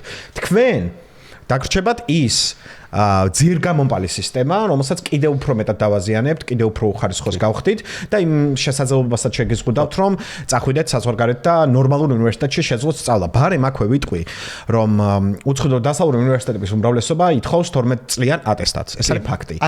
ხელოვნურ ბარიერს უქმნიან უბრალოდ ჩვენ სტუდენტებს. ხო, იმიტომ რომ აქამდე რა ხდებოდა, ხო? აქამდე მე-11 კლასში, მე-11 კლასამდე სასკოლო პროგრამა დაძლია ბავშვმა, მე-12 კლასს ზოგი იყენებდა ადგილობრივი გამოცდებისთვის მასამზადებლად, ზოგი პირდაპირ უცხოური გამოცდისთვის, ატესტატი შესაძლებლობას აძლევდა, რომ პირდაპირ პირველი კურსიდან გაეგრძელებინა დასავლურ უნივერსიტეტში სწავლა და შესაბამისად იმ ერთ წელს მთლიანად იყენებდა, ემზადებოდა, აბარებდა და ასე ჰქონდა რაღაცნაირი გრანდიოზული ძალიან ამაყი საამაყო წარმატების მაგალითები, ხო? როდესაც რომელიმე ვუნდერკინდი კასპიდან ან რომელიმე რეგიონიდან ახერხებდა MIT-ში და პენსილვანიის უნივერსიტეტში ჩაბარებას. ეხლა ეს შესაძლებლობა ფაქტობრივად ისპობა იმ 1500-მდე სტუდენტისთვისაც, რომელიც ყოველწლიურად ამით სარგებლობდა. პირველ რიგში მინდა რომ ყველამ ნახოთ რა გამოსავალი შესთავაზა პრემიერ-მინისტრმა თავად მშობლებს, რომლებსაც უნდათ რომ შვილებს დასავლურ უნივერსიტეტში ჩააბარონ, შეგვიძლია ეს მოვისმინოთ. ჩვენ არავითარ ბარიერს არ ქვნით. მანდაც შეიძლება თავისუფლად გამოსავლის მოძიება თუ ვინმეს უნდა მე-12 წლის დახურვა შებისმიერ ახალგაზრდას მოსწავლეს აქვს შესაძლებლობა რომ სხვაგან დახუროს საზღვარგარეთ მე-12 კლასი და შემდეგ განაგრძელოს პირველი კურსიდან სწავლა უმაღლესი განათლების დონეზე. ხო, ანუ პრინციპში ვხედავთ, ხო, რასაც ამობს, ანუ ეუნებიან, რომ შენ უნდა იშოვო 100,000-ობით ლარის ხარჯი, იშოვო ვიზა, შვილს უპოვო სკოლა, უცხოეთში, იქ გადასახლდე 1 წლით, იქ დაამთავრებინო მე-12 კლასი, რომ შემდგომ შეძლოს პირველ კურსზე ჩაბარება. ან რეალური გამოსავალი რაც რჩება სისტემაში ადამიანს, აი ეს ბოდვა რო უკან გადავდოთ, რომელიც არავისთვის საერთოდ არჩევანი არ არის რეალურად, აქ ძლივს გააქვთ ოჯახებს მეორე არის რომ უნდა მოემზადო მე-12 წელი ეროვნული გამოცდებისთვის, უნდა ჩააბარო ეროვნული გამოცდა, უნდა მოეწყო ქართულ უნივერსიტეტში, იქ დახურო ერთი კურსი, დაწერო ფინალურები და შემდგომ მოემზადო უცხოური გამოცდისთვის და ისე გააგრძელო პირველი კურსიდან სწავლა დასავლურ უნივერსიტეტში, ხო? ანუ ფაქტობრივად სტიმულის თვალსაზრისით ხო რამხელა ამბავია, მეორე რამხელა ბარიერებს უქმნიან. ფინანსურ და ამგვარ რაღაცებს თავი დავანებოთ, ხო, სისტემური ბარიერი რამხელაა. რო შენ უნდა გადალახო, მართლა არ ვიცი, გველეშაპი უნდა დაამარცხო და მისი კბილები დათესო იმისთვის, რომ პირველ კურსზე განაგრძო ნორმალურ უნივერსიტეტში სწავლა, ხო? პრინციპში რეალური მიზანი ამის რაც არის გაცხადებულია. თვითონ მე აქვს ნათქვამი. ხო, ქართულ უნივერსიტეტები ისეთი უნდა იყოს, რომ უცხოეთში წასვლა არ ჭირდებოდეთ, რომ აქვე რა манипуляციასთანაც გვაქვს საქმე, ესეც ვამხილოთ, ანუ მეგობრებო, არსად აბსოლუტურად სადაც გამართული განათლების სისტემა, ყველგან უფრო სწორად, სადაც ნორმალური ხარისხიანი განათლების სისტემა აქვს და აკადემიური ტრადიცია აქვს, მოსწავლეები მაინც მიდიან საზღვარგარეთ სასწავლებლად. ეს არის განვითარებული ქვეყნის ცხოვრების ჩვეული ამბავი, ხო? გერმანიაში მაგალითად, სადაც ერთ-ერთი ყველაზე ხარისხიანი განათლების სისტემაა, განსაკუთრებით უმაღლეს განათლებაში და ამასთან უფასოც ნამდვილად 6% მიდის სტუდენტების საზღვარგარეთ სასწავლებლად. იმაზე გაცილებით მეტი ვიდრე საქართველოსდან მიდის, ხო? ეს უბრალოდ იმის ნაწილია, როდესაც ხარ განვითარებული ქვეყანაში არის დოლვათი, მოქალაქეებს აქვს შესაბამისი ფინანსური რესურსი, დაკავშირებული ხარ სხვა განვითარებულ დემოკრატიულ სამყაროსთან, ამ შემთხვევაში ეს მიმოცვლა არის ბუნებრივი, ხო? და აუცილებელი იმისთვის, რომ რაც განათლება გაზარდო ინფორმაციის გაცვლა, ეს არის რაც ცოდნის გაღრმავების ყველაზე მნიშვნელოვანი და უნივერსალური ხერხი და სამწუხაროდ საქართველოს ხელისუფლება ცდილობს, რომ დააშოროს სოფლიოს საქართველოს აკადემიური სივრცე, ქართული აკადემიური სივრცე სრულიად ჩამოშორდეს და რაღაცა თავისთან მარტო. ანუ როგორც გეოგრაფიულ იზოლირებას აპირებს, ასე აპირებს, რომ სტრუქტურული გარდაქმნა გააკეთოს იმგვარი, რომ შეთავსებადი აღარ იყოს დასავლურ განათლების და დასავლურ აკადემიასთან ზოგადად.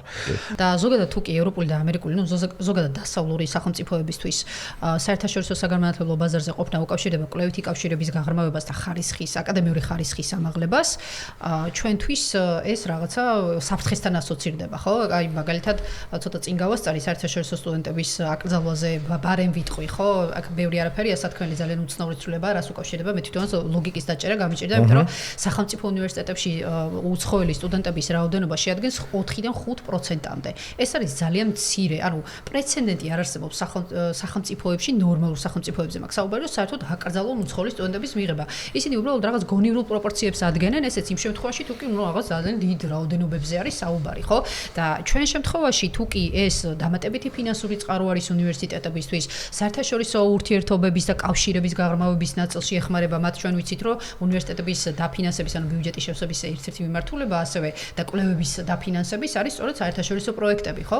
აი ამ კავშირების გაწყვეტა, რას შეიძლება ემსახურებოდეს, გარდა იმისა, რომ უბრალოდ დასავლური სივრციდან უნდათ ზოგადად გამოსვლა და არც იმ უნივერსიტეტების დაფინანსება არ უნდათ, ამ კვლევითი მიმართულებები, თქვათ, ბიუჯეტში რო თანხა შეუვიდეთ, ალბათ უფრო ალბათ არა, ну დარწმუნებულები ვართ პრინციპში და დღეს ამაზე ვსაუბრობთ ჩვენ, რომ აი ეს რაღაცა იმგვარი აკადემიური ვერტიკალის ფორმირება უნდათ. იმ სახელმწიფო უნივერსიტეტებისაც განსხვავებული და კრიტიკული აზრი არსებობს, რომელზეც ფინანსურადაც დამოკიდებული იქნება სახელმწიფოზე და ჩვენ პრინციპში პოდკასტში ამაზე ვისაუბრეთ.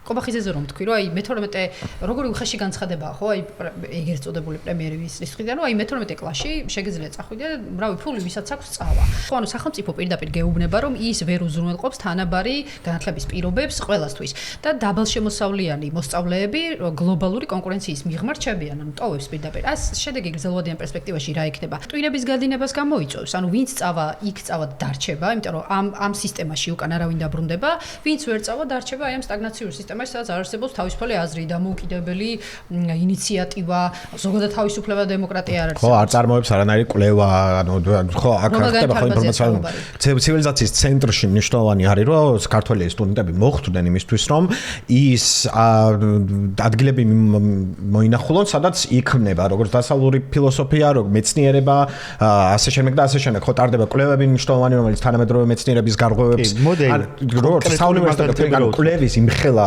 სტანდარტია, ხო დასავლურ უნივერსიტეტებში, რომ ხშირად კლინიკიდან, აი აქ გამართულ ისეთ რა ქვია, კერძო კლინიკაში გაკეთებულ ტესტებს აგზავნიან საუნივერსიტეტო კლინიკებში, ხო? იქ საუნივერსიტეტო კვლევით ცენტრებში და იქიდან ეუნებიან დიაგნოზებს, ანუ ბარემ გავაგრძელებ, ვინც იძლევა აიბი ლიცენზიას, ხო, ბაკალავრიატთან გათანაბრებულ ატესტატს, რომელიც შემდეგ დაეხმარება, რომ საზღვარგარეთ სწავლა გააგრძელოს, ესეთი სკოლა, აი, როცა ვიკვლევდი ამ საკითხზე, როცა მუშაობდი პროცესში, რაღაცები გავიკითხე, წავიკითხე და აღმოჩნდა, რომ თბილისში გვაქვს საქართველოში პრინციპში 3-4 სკოლა ასეთი, ღირს ძალიან ძვირი 10,000 евро დაახლოებით 10,000 евро მინიმალურად საშუალო თანხა 100,000 евро წელიწადში გადასახადი 10,000 евро ხო კი ბატონო ძალიან მაგარი სკოლები არის რომ გავიგეთ რომ სრულად განსხვავებული მეთოდოლოგია აქვს სწავლების ცხადია ერთ ტოპიკს განიხილავენ სხვადასხვა დისციპლინის ჭრილში თქვათ არის რაღაც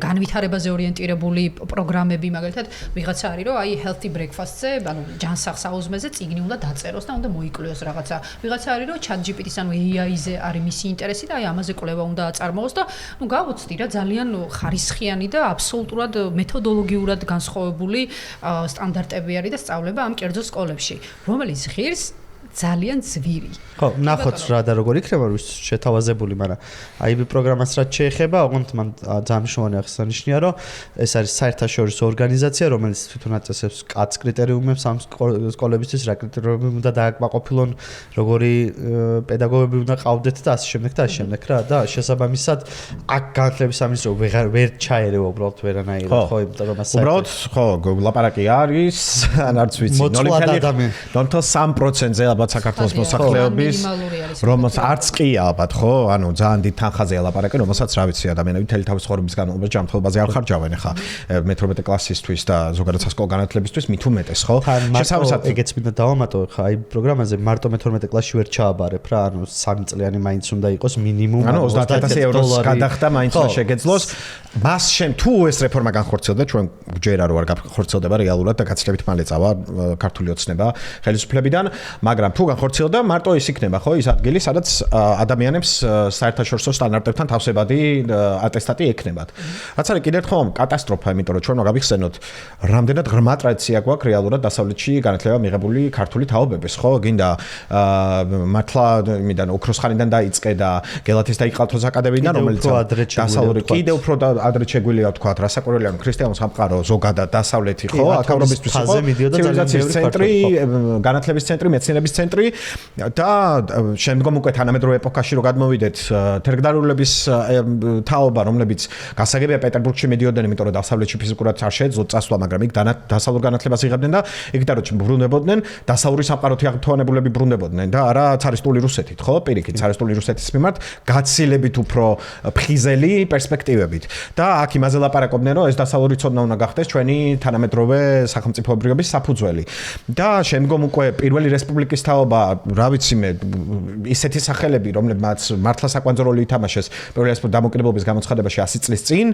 ყველას აბსოლუტურად დასავლური განათლება აქვს მიღებული და მაგან მოგცა მათ შორის შესაძლებლობა რომ ესეთი ხარისხიანი დისკუსია ესეთი ხარისხიანი პოლიტიკური სისტემა ქონოდა რაღაცა საუკუნის გარიჟრაჟზე ხო რომელსაც დღემდე ვერ მივაღწიეთ იმ გვარს და ახლა იმის ნაცვლად რომ რაც შეიძლება მეტი სტუდენტის წასვლა შეუწყოთ ხელი რომლებიც უმრავლესობა ბრუნდება ხო აქვე უნდა ითქვას და ვინც არ ბრუნდება ფინანსურ რესურსს აგზავნის სამშობლოში გაცილებით მეც ხო გაცილებით მეტი უნდა მიდიოდეს რეალურად გაცილებით ვიდრე 1500 სტუდენტია წელიწადში და ესენი ერთს აკეთებენ რომ ამ 1500-საც უსპობენ ამ შესაძლებლობას პრინციპში ამას ებმის 3+1-იც, ბარემ შევეხოთ ამას, ხო? ანუ საუნივერსიტეტო სისტემაც ბაკალავრი გახდება 3 წლიანი 4-ის ნაცვლად, მაგისტრატურა 2 წლიანი 1-ის ნაცვლად, იქ რაღაცა გამონაკლისები იქნება კონკრეტულ სპეციალობების შემთხვევაში, რომლებიც ფიზიკურად ვერ ჩაეტევინა 4 წლიან ციკლში, მაგრამ რა მნიშვნელობა აქვს? საბოლოო ჯამში ვიღებთ 3 სრულ წელს, რომელიც მოაკლდება სასწავლო ციკლს, ხო? ესე იგი, პრობლემად ხო დავსახეთ უკვე რომ აბიტურიენტები რომ მიდიან ხოლმე უნივერსიტეტებში და უცბად რომ სისხლის სამართლის იმას რა ქვია, კოდექსს მისცემენ და რაღაცა სამართლის ფილოსოფიაზე წიგნს და იმას ელემენტარულ წიგნიერებაში უნარები არ აქვს ჯერ გამომუშავებული და ფიზიკურად ხარისხიანი სასწავლო პროცესი ვერ დგება, ეს ვითარება 1000 გზის უფრო გაუარესდება, ხო? იმიტომ რომ მაგალითად ილიას უნივერსიტეტში პირველი წელი ეთმობოდა ხოლმე ზოგადსაგნებს, პირველი წელი ხო, ნუ ჩემ გამოცდილებას უფრო მეტად ვიძახი ამ შემთხვევაში, სადაც ბავშვები ზოგი წერა სწავლობდა პირველად, ზოგი კითხვა სწავლობდა წესიერად პირველად, ზოგი პირველად ხვდებოდა როგორ უნდა გამოიტანოს წაკითხული და შინაარსი. ამას გარდა და ესენი ჯერ მე-12 კლასს აცლიან ამ ამბავს და მე პირველ კურსს აცლიან, რაც ნიშნავს რომ გაცილებით უხარისხო გახდება უმაღლესი განათლება და აი ეს 3 წლიანი დასავლურ სტანდარტებთან შესაბამისობის გარდა მათ შორის არის ხარჯების დაზოგვის ამოცანით გაკეთებული და მივიღებთ საბოლოოდ რას ჯერ ისედაც უნარების გამოცდის მოხსნის მერე და ამას კიდე შევეხებით საშინელება მოხდა ხო ნაკადები გაცილებით გაუარესდა უნივერსიტეტები ვერ ხვდებოდნენ უკვე რომელი სტუდენტები უნდა მიიღოთ ქულების მიჯნა სად დაეწესებინათ იმისთვის რომ ხარისხიანი ნაკადები მიიღოთ და ეხლა კიდე უფრო მეტად გაუარესდება ეს საბავშვო. კი და თან რაც ძამნიშნულოვანია ეს დეტალიც აღვნიშნოთ ჩვენი სტუდენტებისთვის ჯერ ჯამურად რო ვთქვა, აი ზოგადად რო ვთქვა, ჯამში როცა სკოლაში საშუალო საფეხურზე, ბაკალავრის საფეხურზე და მაგისტრატურაზე ის რომ სტუდენტები 3 წლით ნაკლებს ისწავლიან როგორ მიიღებენ უფრო ხარისხიან განათლებას, ჩემს ძალიან რთულად გასაგებია და უბრალოდ არანაირ ლოგიკას არ ეფუძნება ეს გადაწყვეტილება რომ 3 წლით ნაკლები ისწავლო. მაგრამ ამის იქით კიდე რა პრობლემაა, მაგალითად ბაკალავრზე 3 წელი და მაგისტრატურაზე 1 წელი.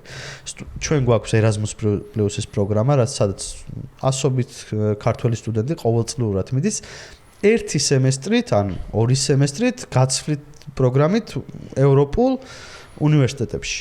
და იქ არის ესეთ წესი, რომ პირველ წელს და პირველ სემესტრში არ შეგიძლია რომ მონაწილეობა მიიღო, იმიტომ რომ დაწყებით საფეხურზე ხარ, ჯერ აკადემიურ სივრცეს უნდა შეეჩიო შენ მშობლიურ უნივერსიტეტში და ბოლო წელს ვერ მიიღებ მონაწილეობას, იმიტომ რომ საბაკალავრო გაქვს დასწერი, სამაგისტრო გაქვს დასწერი და ამიტომ ვერ მიდიხარ. აი, აქ იყო 2 წელი დაახლოებით 4 სემესტრი ჩვენი სტუდენტებისთვის იმისთვის, რომ ეს აკადემიური სივრცეებიც ენახათ და უბრალოდ გამოცდილება მიეღოთ. ამ შემთხვევაშიც 1 წელი დარჩებათ მხოლოდ ჩვენ სტუდენტებს და ესეც ანუ 2 სემესტრი. ანუ 2 სემესტრი. და კონკურენცია გაცილებით უფრო მაღალი იქნება შესაბამისად გაცილებით ნაკლები სტუდენტი წავა. 1 და იგივე ეხება მაგისტრატურას. მაგისტრატურაზეც იგივეა, ხო? ის 2 წლიანი როცა იყო მეორე და მესამე სემესტრი შეგელო გესარგებლა, ეხლა შეგეძლება ალბათ არც 1 სემესტრით სარგებლობა, იმიტომ რომ ხო, ანუ ნიშნავს რომ როგორც ბაკალავრის ისე მაგისტრატურის ეტაპზე ეზღუდებათ გაცვლით პროგრამებში მონაწილეობა დასავლეთში. იქ მაგალითად მოყავთ, რომ აი ევროპაშიც არის 3 წლიანი ბაკალავრიატი, მაგრამ ევროპაში მაგ 3 წლიანი ბაკალავრიატს ინტეგრირებული მაგისტრატურა აქვს და არის მაგალითად ნიდერლანდები და ბრიტანეთი, სადაც ასევე 3 წლიანია, თუმცა მაგას მოსდევს ძალიან ძლიერი მაგისტრატურა, ხო, მაგრამ მოსდევს ძლიერი მაგისტრატურა და აკადემიური პრაქტიკა. იმას რომ თავი დავანებოთ, რომ წინ უსწრებს ხარისხიანი სასკოლო განათლება. სასკოლო განათლება და ამ რგოლის შესუსტება კიდევ უფრო ზედაპირულს გახდის ცოდნას, რასაც სტუდენტები იღებენ. რეალურად მივიღებთ სრულ კატასტროფას. ხო, ანუ პრინციპში შეგვიძლია 3+1 და 11 კლასზე გადასვლა ერთი პაკეტად მოვიაზროთ, ხო? ეს არის ერთი პაკეტი, ერთი მხრივ დასავლეთისგან იზოლაცია, მეორე მხრივ ნაკლები განათლება, მესამე მხრივ ხარჯების დაზოგვა და გადამისამართება სხვა არალეგიტიმური ამოცანებისკენ, რომელიც მრავლად აქვს რეჟიმის ძალოფლების შენარჩუნების მიზნით. მოდი შემდეგ ცვლილებაზე გადავიდეთ. ეს არის ერთი ქალაქი, ერთი ფაკულტეტი. ნუ ეს არის ალბათ არ ვიცი, ალბათ წლები რო გავა, წლები რო გავა, ამას გავიხსენებთ როგორც არ ვიცი, რაღაცები ხო იყო მილიონი სამუშაო ადგილი. აი რაღაცა ისეთები ხო არსებობს. უფასო ფული, დენი უფასო, წყალი უფასო, აი მსგავსი რაღაცები ხო არსებობდა. აი დაახლოებით ესეთი ამბავი იქნება, ეს ერთი ქალაქი, ერთი ფაკულტეტი, თუმცა გაცილებით უფრო საშიში თავისი ბუნებით, ვიდრე ის კომიკური შეძახილები, რომლებიც ახლა მოვიხმეთ. ესე იგი, კომახიძემ ბრძანა და ისე როგორც მე განათლების მინისტრად იგივე მიზეზს დაასახელა, რომ ჭარბი გეოგრაფიული კონცენტრაცია გვაქვს თბილისშიო უნივერსიტეტებისო და ამიტომ ამის დეცენტრალიზაცია უნდა მოხდესო. ესე იგი, ჯერ თავისთავად რა საოცრებაა, რომ დეცენტრალიზაციას გეოგრაფიით იწყებენ, არა მართვით. ანუ მართვაში კი არ აკეთებენ დეცენტრალიზაციას, მართვაში აკეთებენ სრულ ცენტრალიზაციას და დეცენტრალიზაციას იწყებენ გეოგრაფიით. ეგ იმიტომ რომ მართვა მათ ეხებოდათ. მართალია, ხო? მართვის ადამიანების სხვაგან გადასვლა ნამეტანია, მართალია. ხო, იყო ქუთაისში და გადმოიტანა. მაგრამ აქაც აუცილებლად უნდა თქვას რეალურად რისთვის არის ეს, ხო? ერთ ქალაქი, ერთი ფაკულტეტი ნიშნავს, რომ ერთ სახელმწიფო უნივერსიტეტს, ეს სახელმწიფო უნივერსიტეტებს ეხება, ექნება ერთი ფაკულტეტი ერთ ქალაქში, ეს დაეყნობაო ისტორიულ მემკვიდრეობასო და გამოცდილებასო კობახიძემ თქვა, რაც ნიშნავს, რომ თბილისში სავარაუდოდ დარჩება სამართალი თესეუს, აი ამ ასე ისტორიული გამოცდილების მიხედვით განაწილებელ ქალაქებს შორის და სინამდვილეში შედეგად ეს მოგცემს იმას, რომ სახელმწიფო უნივერსიტეტები შეირწყმება ცენტრალური ადმინისტრების ქვეშ. ანუ არ გვექნება არც ავტონომიური ილიას სახელმწიფო უნივერსიტეტი, რომელიც თავისთვის იღებს გადაწყვეტილებას, ავტონომიური თბილისის სახელმწიფო უნივერსიტეტი, გვექნება ცენტრალური ადმინისტრირებას დაქვემდებარებული ერთი სახელმწიფო ფაკულტეტი ერთ ქალაქში და გასაგები არის, რომ ეს პირველ რიგში ილიაუნის წინააღმდეგ არის მიმართული. ილიაუნი ძალიან მრავალი წელია ზოგადად შავრაზმული, შავბნელი ძალებისთვის არის ამ ქვეყანაში მრავალი წელია პრობლემა. და მეორე მხრივ ხელისუფლებისთვის უკვე რეჟიმისთვის, რომელიც ბოლო წლების განმავლობაში ლამის საჯარო კამპანიას აწარმოებს ამ უნივერსიტეტის წინააღმდეგ, ისე როგორც კონკრეტულად პროფესორის წინააღმდეგ, რომელიც იქ არის დასაქმებული. შესაბამისად, რეალურად ამ ცვლილებით რაც უნდათ მეგობრებო არის ამ უნივერსიტეტების შერწყმა და ილიას სახელმწიფო უნივერსიტეტის ავტონომიის გაუქმება, ისე როგორც თესეუსი, ანუ ეს შერწყმა ნიშნავს, რომ არც ერთს არ ექნება რეალურად ავტონომია და ექვემდებარება ცენტრალურ ადმინისტრირებას და ისიც რო აღნიშნოთ, რამდენად ცინიკურია, როცა გეოგრაფიულ კონცენტრაციაზე გველაპარაკებია, ხო? ანუ თბილისს როგორც კი გაცდები, ცხოვრების ხარისხი ათმაგდება, ხო? ანუ 10ჯერ ნაკლებია ყველა სერვისი, ტრანსპორტი, ინფრასტრუქტურა, აბსოლუტურად ყველაფერი, დასაქმების შესაძლებლობა და ამიტომ არის რომ ამდენი სტუდენტი ჩამოდის მათ შორის აქ სასწავლებლად. მათ ნაწილს უჭირს კიდეც აქ დასაქმების შანსი აქვს, მიმტანად მაინც იმუშავებს ნახევარგანაკვეთზე. რა უნდა გააკეთოს სიტყვაზე ვამბობ თელავში, ხო? ან ქუთაისში სად უნდა გამოიძებნოს ამდენი სამუშაო ადგილი, ხო? ფიზიკურად შეუძლია. ამდენიდან რა? ანუ რეალურად რა გჭირდება იმის მეათედია თბილისშიც, მაგრამ რეგიონებში ამის გადასვლა კიდევ უფრო კომიკური და არასერიოზულია და რეალურად ემსახურება იმ ამოცანას, რა ამოცანაც ვახსენე. საგანმანათლებლო ინფრასტრუქტურაზე რო ვილაპარაკოთ, მაგალითად ბიბლიოთეკები, ხო, მაგალითად მე პერსონალურად საბაკალავრო ნაშრომს წერდი აქ თბილისში, საჯარო ბიბლიოთეკა იყო ჩემი მთავარი, ესე იგი, ადგილი, სადაც მუშაობდი და შესაბამისად საჯარო ბიბლიოთეკის ტრადიცია არსებობს, რომ ის აქ არის, ამდენი წიგნი აქვს, ასეთი გამოცდილება აქვს, ხო, ამ წიგნების შეგროვების და ეს სერვისი უბრალოდ ვერ იქნება მიწოდებული სამწუხაროდ თბილისის გარეთ, ხო, სხვა ქალაქებში და ეს არის ძალიან ასე მნიშვნელოვანი რა და არც ბიბლიოთეკა არ არის, არც არანაირი ინფრასტრუქტურა არ არის საერთოდ, ხო? ჯერ ატა სად უნდა იცხოვრონ ბავშვები. კინოთეატრი არ არის და ზოგან სამწუხაროდ კანალიზაციაც. ხო, მოკლედ ეს ფაკულტეტების კონცენტრაცია ცხადია უკავშირდება იმას, რომ ჩამოყალიბდეს ერთი ცენტრი, ერთი ნარატივი, ერთი კონტროლი და შეიქმნას ისეთი აკადემიური ვერტიკალი, რომელიც პოსტსაბჭოთა ავტორიტარული სისტემებისთვის არის დამახასიათებელი. თან მაშინ როცა კონსტიტუციით არის განსაზღვრული აკადემიური უნივერსიტეტების აკადემიური თავისუფლება და ავტონომიური ინსტიტუციური ავტონომია და მაგრამ თუ კი თქვა სახელმწიფოგან გისაზღვრავს ბიუჯეტი როგორ დაგეგმო პროგრამებს გიცვლის როგორი სტუდენტი მიიღო რომელი მოქალაქე საერთაშორისო სტუდენტი მიიღო თუ რა გააკეთო მაშინ აქ სამხედავთ ხო თავისთავად გაუქმება ფაქტობრივად გაუქმება არის და მაშინ როცა მაგალითად ევროპის უნივერსიტეტთა ასოციაცია პირდაპირ ადგენს 4 კრიტერიუმს უნივერსიტეტის ავტონომიისთვის, ხო, ეს არის ორგანიზაციული პერსონალის, ბიუჯეტის, სტრუქტურის, ანუ თვითონ აირჩიოს რექტორი, მმართველობითი ორგანოები, ბიუჯეტი დაგეგმოს. ამ ყველა კომპონენტს ეწინააღმდეგება ის რეფორმა, ხო, მოსპობა რეალურად. ბაკალავრის მოსპობა. რეფორმაც ძალიან ხმამაღალია, ხო, თითგვერდია ჯამში. რეალურად არანაირი რეფორმა ეს არ არის, ეს არის რაღაც ბელეტრისტიკა, რაღაც და ორგვერდზე არის გაწერილი. ბარემ აქვე მინდა აღვნიშნო, ხო, რომ თქვენს აქ არის ძალიან მაგარი რამე ასევე ჩაფენილი, რომ ძველი საუნივერსიტეტო შენობების გასხვისებას აპირებენ. იმიტომ რომ ისინი ხო ვარგის იქნება აწი ზუგდიდში იქნება მათი ადგილმონაცვლეები და შესაბამისად მათ გაასხვისებენ და კობახიძემ ბრძანა რომ ახალ საუნივერსიტეტო კომპლექსებს ააშენებენ სხვადასხვა ქალაქებში. არ ვიცი მეგობრებო, აი ბოლო 13 წელია უყურებთ თუ არა ამ რეჟიმს, აი ვინმეს თუ სერიოზულად გჯერათ, რომ ამ ხელისუფლებას შეუძლია რაიმე აი მიახლოებით ამბიციური ინფრასტრუქტურული პროექტის განხორციელება მაინც მე ხელები ამიწევია. ანუ ლაპარაკობთ რეჟიმზე, რომელმაც 12 წლის განმავლობაში მეტრო ვერ გაარემონტა. ლაპარაკობთ რეჟიმზე, რომელმაც შადრევანი ვერ დადგა ცენტრალურ სკვერში, ისე რომ შეგიძლიათ ბავშვი არ მოკვდეს. და ეხლა სხვათა შორის ამას წინათ ვერის ბაღი გახსნეს არჩევნების წინ სპეციალურად სასტრაფოდ და მე გადავინო იქ ვერ ვცხოვრობ, რომ ენახა როგორ იყო გაკეთებული და ღია კაბელები ქონდათ ზაბვის წარმოიდგინე და ჩამოკიდებული იყო აბრა ფრთხილად კაბელია.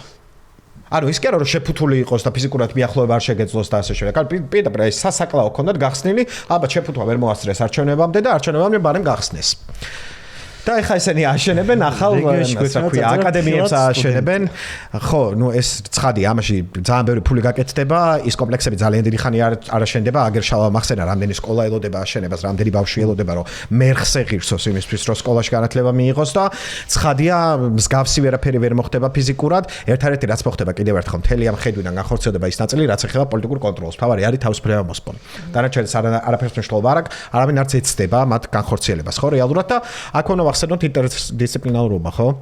რეალურად თანამედროვე განათლება არის ინტერდისციპლინარული, ისე რაც უნივერსიტეტი მაგას ნიშნავს, ხო? მრავალ მიმართულებას, ის არ არის სასწავლებელი, ის არის უნივერსიტეტი ნიშნავს მრავალ მიმართულებას აერთიანებს და სტუდენტისთვის ეს არის მათ შორის უზარმაზარი უპირატესობა, რომ სხვა პროფესიის და სხვა სპეციალობის ადამიანებთან შეგიძლია ურთიერთობა ინფორმაციის მიმოცვლა და ესენი აპირებენ, რომ პირიქით ფაკულტეტების და პროფესიების მიხედვით აი ესე დაჩეხონ აკადემიური სივრცე და ერთმანეთისგან იზოლირებული იყვნენ სტუდენტები. ხო, რაც უნივერსიტეტის პირველი დანიშნულებაა, როგორც თქვი, ის რომ ინფორმაცია გაცვალონ ერთმანეთის სტუდენტებმა და განსხვავებული ცოდნის გამოცდილების ადამიანებმა ერთმანეთს ცოდნა გაუზიარონ და იქნება ამით კიდე ახალ საკუთარი ცოდნა გააღრმავონ თავის საკითხებში, რაც ძალიან ბუნებრივია და უნივერსიტეტის დაარსების იდეა იყო თავიდანვე. ეს პირველი. მეორე, კვლევით პროექტებზეც რო ვლაპარაკოთ, დასავლეთთან იზოლაცია ამ ნაწილშიც ძალიან ღრმა იქნება, იმიტომ რომ ჩვენთან რაც კვლევით პროექტები ხორციელდება, მათ შორის არქეოლოგიური გათხრები, რომელზეც ძალიან დიდი სიამაყით ვლაპარაკობთ ხოლმე, დმანიში იქნება, მაგალითად ნოქალაქებში იქნება, საყდრისის გათხრები რაც იყო, ხო? არქეოლოგიური გათხრების მხოლოდ ნაწილს ვამბობ. მე ძირითადად იყო დასავლური ორგანიზაციების მიერ დაფინანსებული ეს კვლევითი პროექტები. მე იქიდან წიგნებიც იწერება, რა აღმოჩენებიც კეთდება, იმიტომ რომ ისინი ამაზე ზრუნავდნენ და გვეხმარებოდნენ ძალიან დიდწილად. ამ კვლევებში დახმარებით იმაში, რომ რაცა ერთ ფაკულტეტ აი ამ ყოლაფრის გამოშიგნა ხდება რა, აი ამ კვლევითი ნაწილისაც, აი ამ ცოდნის გაცვლისაც, დასავლეთთანაც და ერთმანეთშიც კი აუგრძალეს უკან დასავლეთთან, კაი მესმის რატომაც ეხლა იმ ეტაპზე ვართ, როცა იქიდან ხმის მიცემის უფლებას ართმევენ ემიგრანტებს, ადამიანებს, რომ ამბობენ, რომ ისინი რაღაც მოწამლულები არიან რაღაცა ტიპის სამარცხვინოები. ხო, რაღაცა ტიპის პროპაგანდით და ამიტომ გვინდა რომ რაღაცა მოვაშოროთ ეს ადამიანები არჩევნებს, არ გვინდა რომ სტუდენტები გაუსვათ დასავლეთში, ერთმანეთში მაინც რომ ალაპარაკონ თუ შეიძლება ეს სტუდენტები და პროფესორები რომ რაღაცა იქნება. მოკლედ უნივერსიტეტს როგორც დამოუკიდებელ საგანმანათლებლო ერთეულს უნდა ჰქონდეს აკადემიური პრიორიტეტების დამოუკიდებლად განსაზღვრის, საგანმანათლებლო პროგრამების შედგენის უფლება, კვლევის მიმართულებების განსაზღვრის უფლება, წინააღმდეგ შემთხვევაში ის იქცევა მთავრობის პოლიტიკის გაგრძელებად, გამტარად, ხო? და არა დამოუკიდებელ ინსტიტუციად. და აქვე ბარემ ვახსენოთ, რადგან სახელმწიფო უნივერსიტეტებზე თავდასხმაზე ვსაუბრობთ კერძოებიც, რას უპირებენ, ჩაფენი, შენ თქვი რომ ჩაუფინო და იკობახიძემ ჯერ კიდევ ერთხელ 23 წლიდან დაიწყო მაგალითად საქართველოს უნივერსიტეტზე საუბარი, როგორ უმრეცხავს ის ტვინებს ახალგაზრდებს და აგერ მიმდინარე წლის 17 ოქტომბერს საქართველოს უნივერსიტეტის წინააღმდეგ პროკურატურაში განცხადება შეიტანა საქართველოს ტექნიკური უნივერსიტეტის რექტორმა დავით გურგენიძემ, რომელმაც მოითხოვა დაეყადაღებინა საქართველოს უნივერსიტეტის ქონება და ასევე მოითხოვა მთელი ამ წლების განმავლობაში მიუღებელი შემოსავალი, საფუძვლად დაასახელა ის, რომ ეს შენობა ეკუთვნოდა საქართველოს ტექნიკურ უნივერსიტეტს, იგივე გპ-ს. ეს არის სრული სიცრუე, არასდროს გპ-ის ინფრასტრუქტურა ან რაიმე კვლევითი მიმართულებები იქ არ ყოფილა.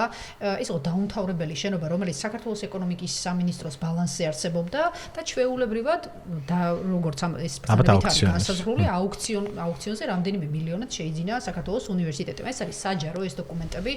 უბრალოდ ცხადია რომ პროპაგანდა ატყუებს ხალხს და ამბობს რომ ერთი ლარის საფასურად რაღაც სიმბოლურად გადაეცა და ეს არის აბსოლუტურად რომ შეშფოთებული არის კობახიძე და აქვე ბარემ პატარა შენიშვნას გავაკეთებ, გაგაცნობთ საქართველოს ტექნიკური უნივერსიტეტის რექტორს დავით გურგენიძეს, რომელიც თურმე სამჯერ არის ნასამართლავი, ერთხელ თაღლითობაზე, მეორედ ადამიანის გატაცებაზე, მესამედ იარაღის უკანონო ტარებაზე და ეს არ უარყოფს ბატონი დავითი ამას და ამბობს რომ ეს იყო პოლიტიკური დევნა და რომ ასე ვთქვათ ჩაუდეს მოტაცებული ადამიანი. ხო და მე ახლა გავიგე აპრობირებული მეთოდი ხო, იარაღი შეიძლება ჩაგიდო, ნარკოტიკული ნივთიერება ჩაგიდო, მაგრამ სამი ადამიანი გასატაცებლად როგორ ჩაუდეს, სიმართლე გიხართ, არ ვიცი.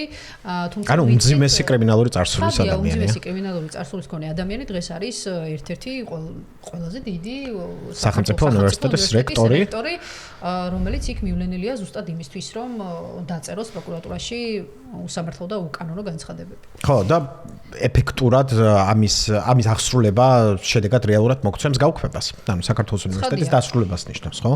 ანუ რაღაცნაირად კომბინირებულ შეტევას ვხედავთ. ერთი მხრივ სახელმწიფო უნივერსიტეტები უნდა დააჩლუნგონ, იზოლირებული გახადონ და დაიმორჩილონ და მეორე მხრივ კერძო უნივერსიტეტებში სახელმწიფო კონტროლი გაამკაცრონ, რაღაც ხარისხის კონტროლი 1000 გვარ სისულელს მოიფიქრებენ, რომელიც აქვე უნდა აღინიშნოს, რომ ავტორიზაციის და აკრედიტაციის პროცესების შემთხვევაში მაგალითად პირდაპირ შერჩევით, აი არც ფარავს ამას არავინ, ხო, პირდაპირ შერჩევით ხორციელდება ხო, ანუ ქუთაისის უნივერსიტეტს ავტორიზაციის პროცესი თავის დროზე არ გაუვლია.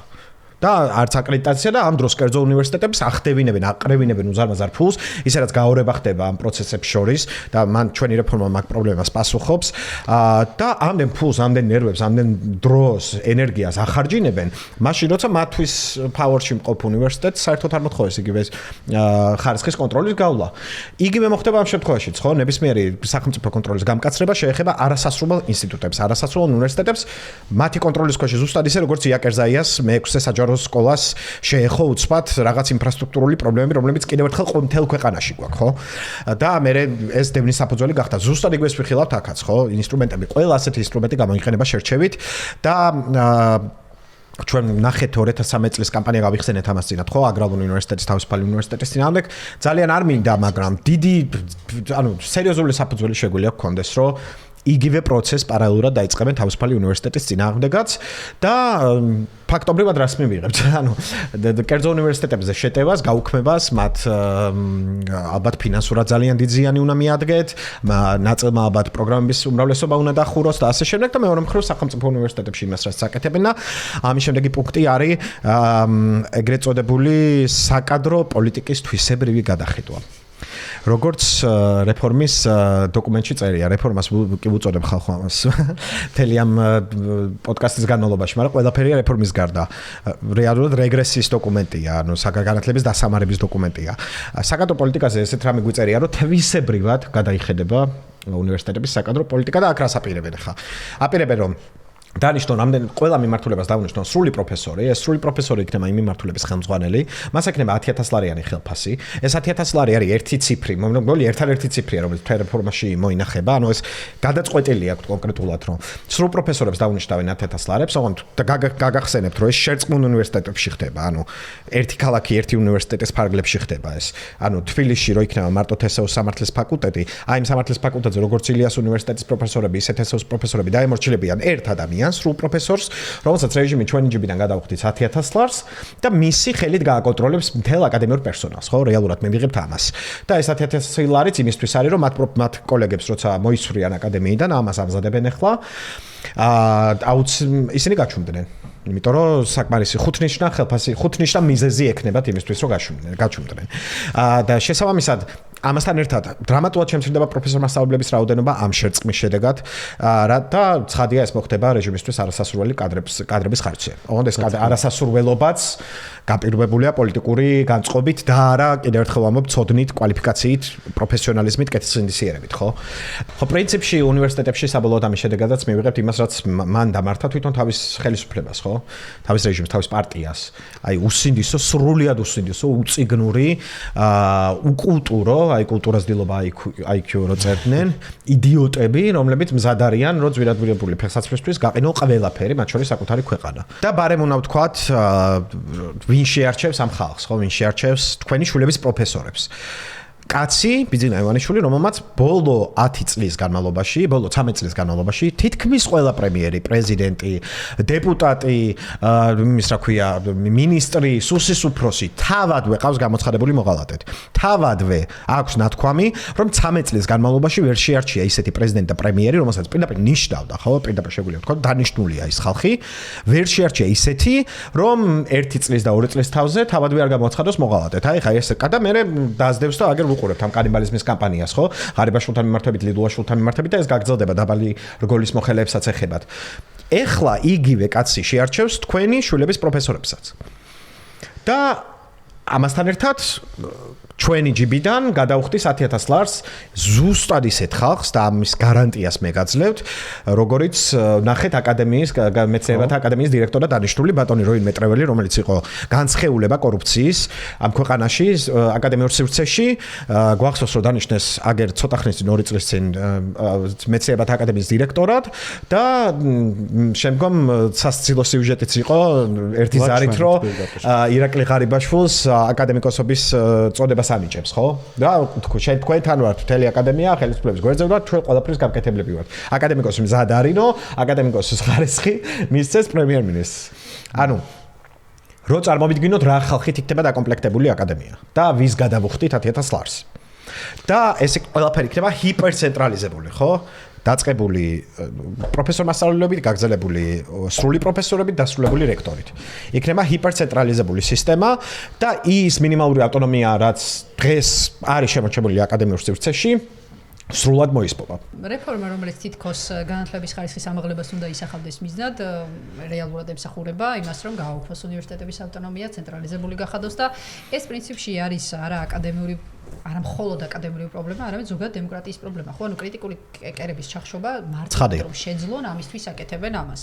აი როგორც შენ ხახსენე, აი სათავეში იქნება რექტორი, მის ქვეშ მის მიმართ ის ლოიალურად განწყობილი სახელმწიფოს მიმართ და მის ქვეშ ესე საფეხურებად დაკომპლექტებული აკადემიური პერსონალი, რომელიც ასევე ლოიალურობის მიხედვით იმ ბენეფიტებით ისარგებლებს, რასაც მას რექტორი მისცემს, ხო? და განახევრებული შტატები, უკვე თქვი, პრინციპში, თუ კი ფაკულტეტები შემცირდება, პროგრამები შემცირდება, ის საათებით შემცირდება და შემცირდება შტატები, პროფესორ-მასწავლებლების, რომლებსაც ისედაც დაბალ ხელფასზე უწევდათ პრინციპში მუშაობა. იმას რო თავი დავანებოთ, რომ დამატებით აქვს ჩაფენილი ამ ამბავში, რომ ნახევარ განაკვეთზე მომუშავე პროფესორების გაყრას აპირებენ უნივერსიტეტებიდან.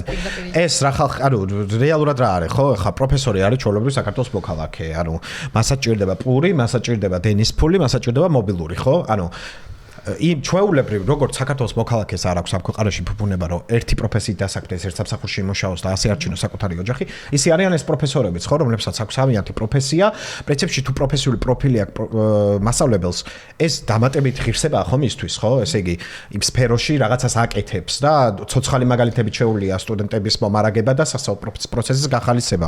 აი ამ ადამიანებს გაუშვებენ უნივერსიტეტებიდან, იმიტომ რომ ძალიან აზიანებენ საგანმანათლებლო პროცესს, შესაბამის ცოდნას ვერ გადასცემენ სტუდენტებს ბატონმა კობახიძემ თქვა და ამიტომ მათი გაშვება მოხდება ან იმდენად შემცირდება ფინანსური სტიმული ასეთი პროფესორებისთვის რომ მათ თვითონვე მოუწევთ აკადემიიდან წასვლა და საბოლოო ჯამში მივიღებთ აი ესე გამოშიგნულ პოლიტიკურ კონტროლს სრულად დაქვემდებარებულ ჰიპერცენტრალიზებულ დაჩულუნგებულ უნივერსიტეტებს სადაც ნაკლებად მომზადებული სტუდენტები 11 წლიანი განათლებით, არც კი 10 წლიანი განათლებით მიიღებენ ზემოდან 3 წლიან ბაკალავრს მინიმალურ ცოდნას, სავარაუდოდ უმრავლესობა ვერც მიიღებს, იმიტომ რომ წერა-კითხვის ცოდნას ვერ მოასწრებს, სანამ სწავლას ვერ მოასწრებს, სანამ უნივერსიტეტს დაამთავრებს და მივიღებთ საბოლოოდ უფრო მეტად კონტროლირებულ, უფრო მეტად უხარისხო დაჩულუნგებულ უნივერსიტეტებს. ეს იქნება ამ რეფორმის შედეგი. ბარემ ვახსენოთ გრანტების დიფერენცირებას, ხო, რომელსაც ასევე აპირებენ, ანუ გრანტების დიფერენცირება პირდაპირ დამოკიდებულს ხდის უნივერსიტეტებს სახელმწიფო მთავრობის პოლიტიკაზე, ხო? მათ მოუწევთ თავიანთი პროგრამების შინაარსი მოარგონ მთავრობის განსაზღვრულ პრიორიტეტებს, ან პოლიტიკურ დღის წესრიგს, ხო? მათსას და ესეც ის ერთ-ერთი ფაზლი არის ამ რეფორმის, რომელიც ცენტრალიზაციას ემსახურება და ხო, გამოშიგნა ახსენეთ უნივერსიტეტების სრულად გამოშიგნას. ხო, სრულ კონტროლია ფინანსურიც, პოლიტიკურიც. მან ყველაზე მეტად მომწონს, რომ აი გრანტების დიფერენცირებაზე სადაც იყო ლაპარაკი, არის ასეთი ციტატა სახელმწიფო ამოცანებიდან გამომდინარე. და ხალხო, სახელმწიფო ამოცანა დღეს არსებობს ერთადერთი, ეს არის ბიძინა ივანიშვილის ძალაუფლება და ფული. მეტი არანაირი ამოცანა სახელმწიფოს არ აქვს, არც ერთ სახელმწიფო ინსტიტუტს. რა ვიცი, შეგიძლიათ ყოველდღიურ სიახლეებში გადავამოწმოთ. შესაბამისად, ეს სახელმწიფო ამოცანებიც არის ბიძინა ივანიშვილის ძალაუფლებრივი ამოცანები. ანუ უნივერსიტეტში პროგრამების კვოტირებები მოხდება უკვე ბიძინა ივანიშვილის ძალაუფლებრივი ამოცანების მიხედვით. ყველა სფეროში შეიჭრება ეს ამბავი. ყველა სფეროში შეიჭრება, ხო? მოკლედ, რო შევაჯამოთ, ხო, ფაქტია, რომ დასამართება განათლების ხარისხი უნივერსიტეტებში, სასკოლო ნაწილში ვნახეთ, რომ მასწავლებლებს სრულად დაიმორჩილებენ სუსის მიერ შერჩეული დირექტორები, მათ განათლებას მოაკლდება კიდე ერთი წელი სასწავლო, 10 წლიანი განათლებით სწავლენ უნივერსიტეტებში, იქ ერთი მოსამზადებელი წელიც არ ექნებათ, რომ ელემენტარული უნარები შეიძინონ, ჯერ სანამ კომპლექსური ტექსტების და პროფესიების შემეცნებაზე გადავლენ, იქაც გვექნება გაცილებით უხარისხო სასწავლო პროცესი და პლუს ის ადამიანები, ის სტუდენტები, რომლებსაც აქვს შესაბამისი ცოდნა, იშრომეს საკმარისი და უნდათ რომ ხარისხიანი უნივერსიტეტებში ჩააბარონ საზღვარგარეთ, მათაც მოუსწევენ ამ შესაძლებლობას. ხვდებით საბოლოოდ რასაც ვიღებთ, ხო? ანუ ეს არის დაბნელება და არა განათლება, ანუ სინათლესთან და განათლებასთან და ცოდნასთან ამას არანაირი კავშირი არ აქვს. პირიქით, ყველა ამოცანას, რომელიც შეიძლება ამ წამს ქართულ სახელმწიფოს გააჩნდეს, სტუდენტებთან და მოსწავლეებთან მიმართებით, აბსოლუტურად ყველა ამოცანის საპირისპიროა. და სამაგიეროდ არის იმ სახელმწიფო ამოცანების სასარგებლო, რაც აქვს ამ რეჟიმს და ეს არის ბიძინა ივანიშვილი, მეტი არაფერი. პრინციპში ჩვენ შევეცადეთ, რომ ამ ეპიზოდში სრულად მიმოგვეხილა, მეტნაკლებად სრულად მიმოგვეხილა ამ არსებული სისტემის მავნებლობა, იმიტომ რომ ზოგადად სანამ გამოსავალზე გადავათხობენ, მნიშვნელოვანი არის ჩვენ თვითონ სტრუქტურულად გავიაზროთ რა პრობლემებს პასუხობთ, როცა რეფორმას ვწერთ. ეს არის რაზეც არის ფიქრა ამ რეჟიმში. უბრალოდ იფიქრა, იმიტომ რომ მისი მიზანი რეფორმირება არ არის. მაგრამ ჩვენ აი ყველა ამ პრობლემის, ყველა ამ სისტემური გამოწვევის ანალიზის შედეგად 3 წლის განმავლობაში ვწერდით ჩვენი განათლების რეფორმას. ის მოიცავს მრავალ კომპონენტს, ძალიან როგორც სკოლებს, ისე უმაღლეს განათლებას. ცხადია ჩვენ თავარი ფოკუსი გვაქვს საშუალო განათლებაზე და სასკოლო განათლებაზე, იმიტომ რომ აქ ყველაზე დიდი ჩავარდნა და ვინაიდან რადგანაც ძალიან ვრცელი თემაა განათლება ზოგადად, შევეცდებით რომ შემდგომ ეპიზოდში უკვე აი ყველა იმ პრობლემის ანალიზზე დაფუძნებით, რაც დღევანდელ პოდკასტში ვისაუბრეთ, შემოგთავაზოთ უკვე კონკრეტულად ჩვენი განათლების რეფორმა. როგორ გარდავქმნით განათლების სისტემას, როგორც საჯარო სკოლებს, ისე უნივერსიტეტებს და როგორ მივიღებთ საბოლოოდ ხარისხიან განათლებას ამ ქვეყანაში. კი, ვეცდებით შემდეგ პოდკასტში უკვე აი ამ პრობლემაზე პასუხები შევმოთავაზოთ. თქვენ თუ რამე კითხვა გექნებათ, ნებისმიერ კითხვა თუ შეიძლება დაგვიწერეთ და ჩვენ შევეცდებით შემდეგ პოდკასტში ვიპასუხოთ. ხო, აქვე მინდოდა ზუსტად ეს აღმენიშნა, რომ ვინაიდან ახალი ფორმატია, შეიძლება თქვენ რაღაცა იდეა გქონდეთ, რაღაც შენიშვნა გქონდეთ, აუცილებლად მოგწერეთ, აუცილებლად დაგვიწერეთ. ბარემ კიდევ ერთხელ შეგახსენებთ, რომ გამოიწეროთ ჩვენი გვერდი და დაალაიქოთ ვიდეო, გავრცელებაში დაგვეხმარებით ამით ძალიან. შემდეგი პოდკასტი შეეხება განათლებას, უბრალოდ ამ შემთხვევაში არა პრობლემებს, არამედ გამოსავალს. მადლობა თუ გვისმენდით და როგორც ვასომ და შალვამ გითხრეს, შეგიძლიათ კითხვები ჩამოწეროთ, შემდეგ ვასო ჩვენ გვაიძულებს რომ კითხვებზე ვიმუშაოთ და გაგცეთ შესაბამისი პასუხები და გემშვიდობებით. მადლობა. უღრმესი მადლობა ყველას.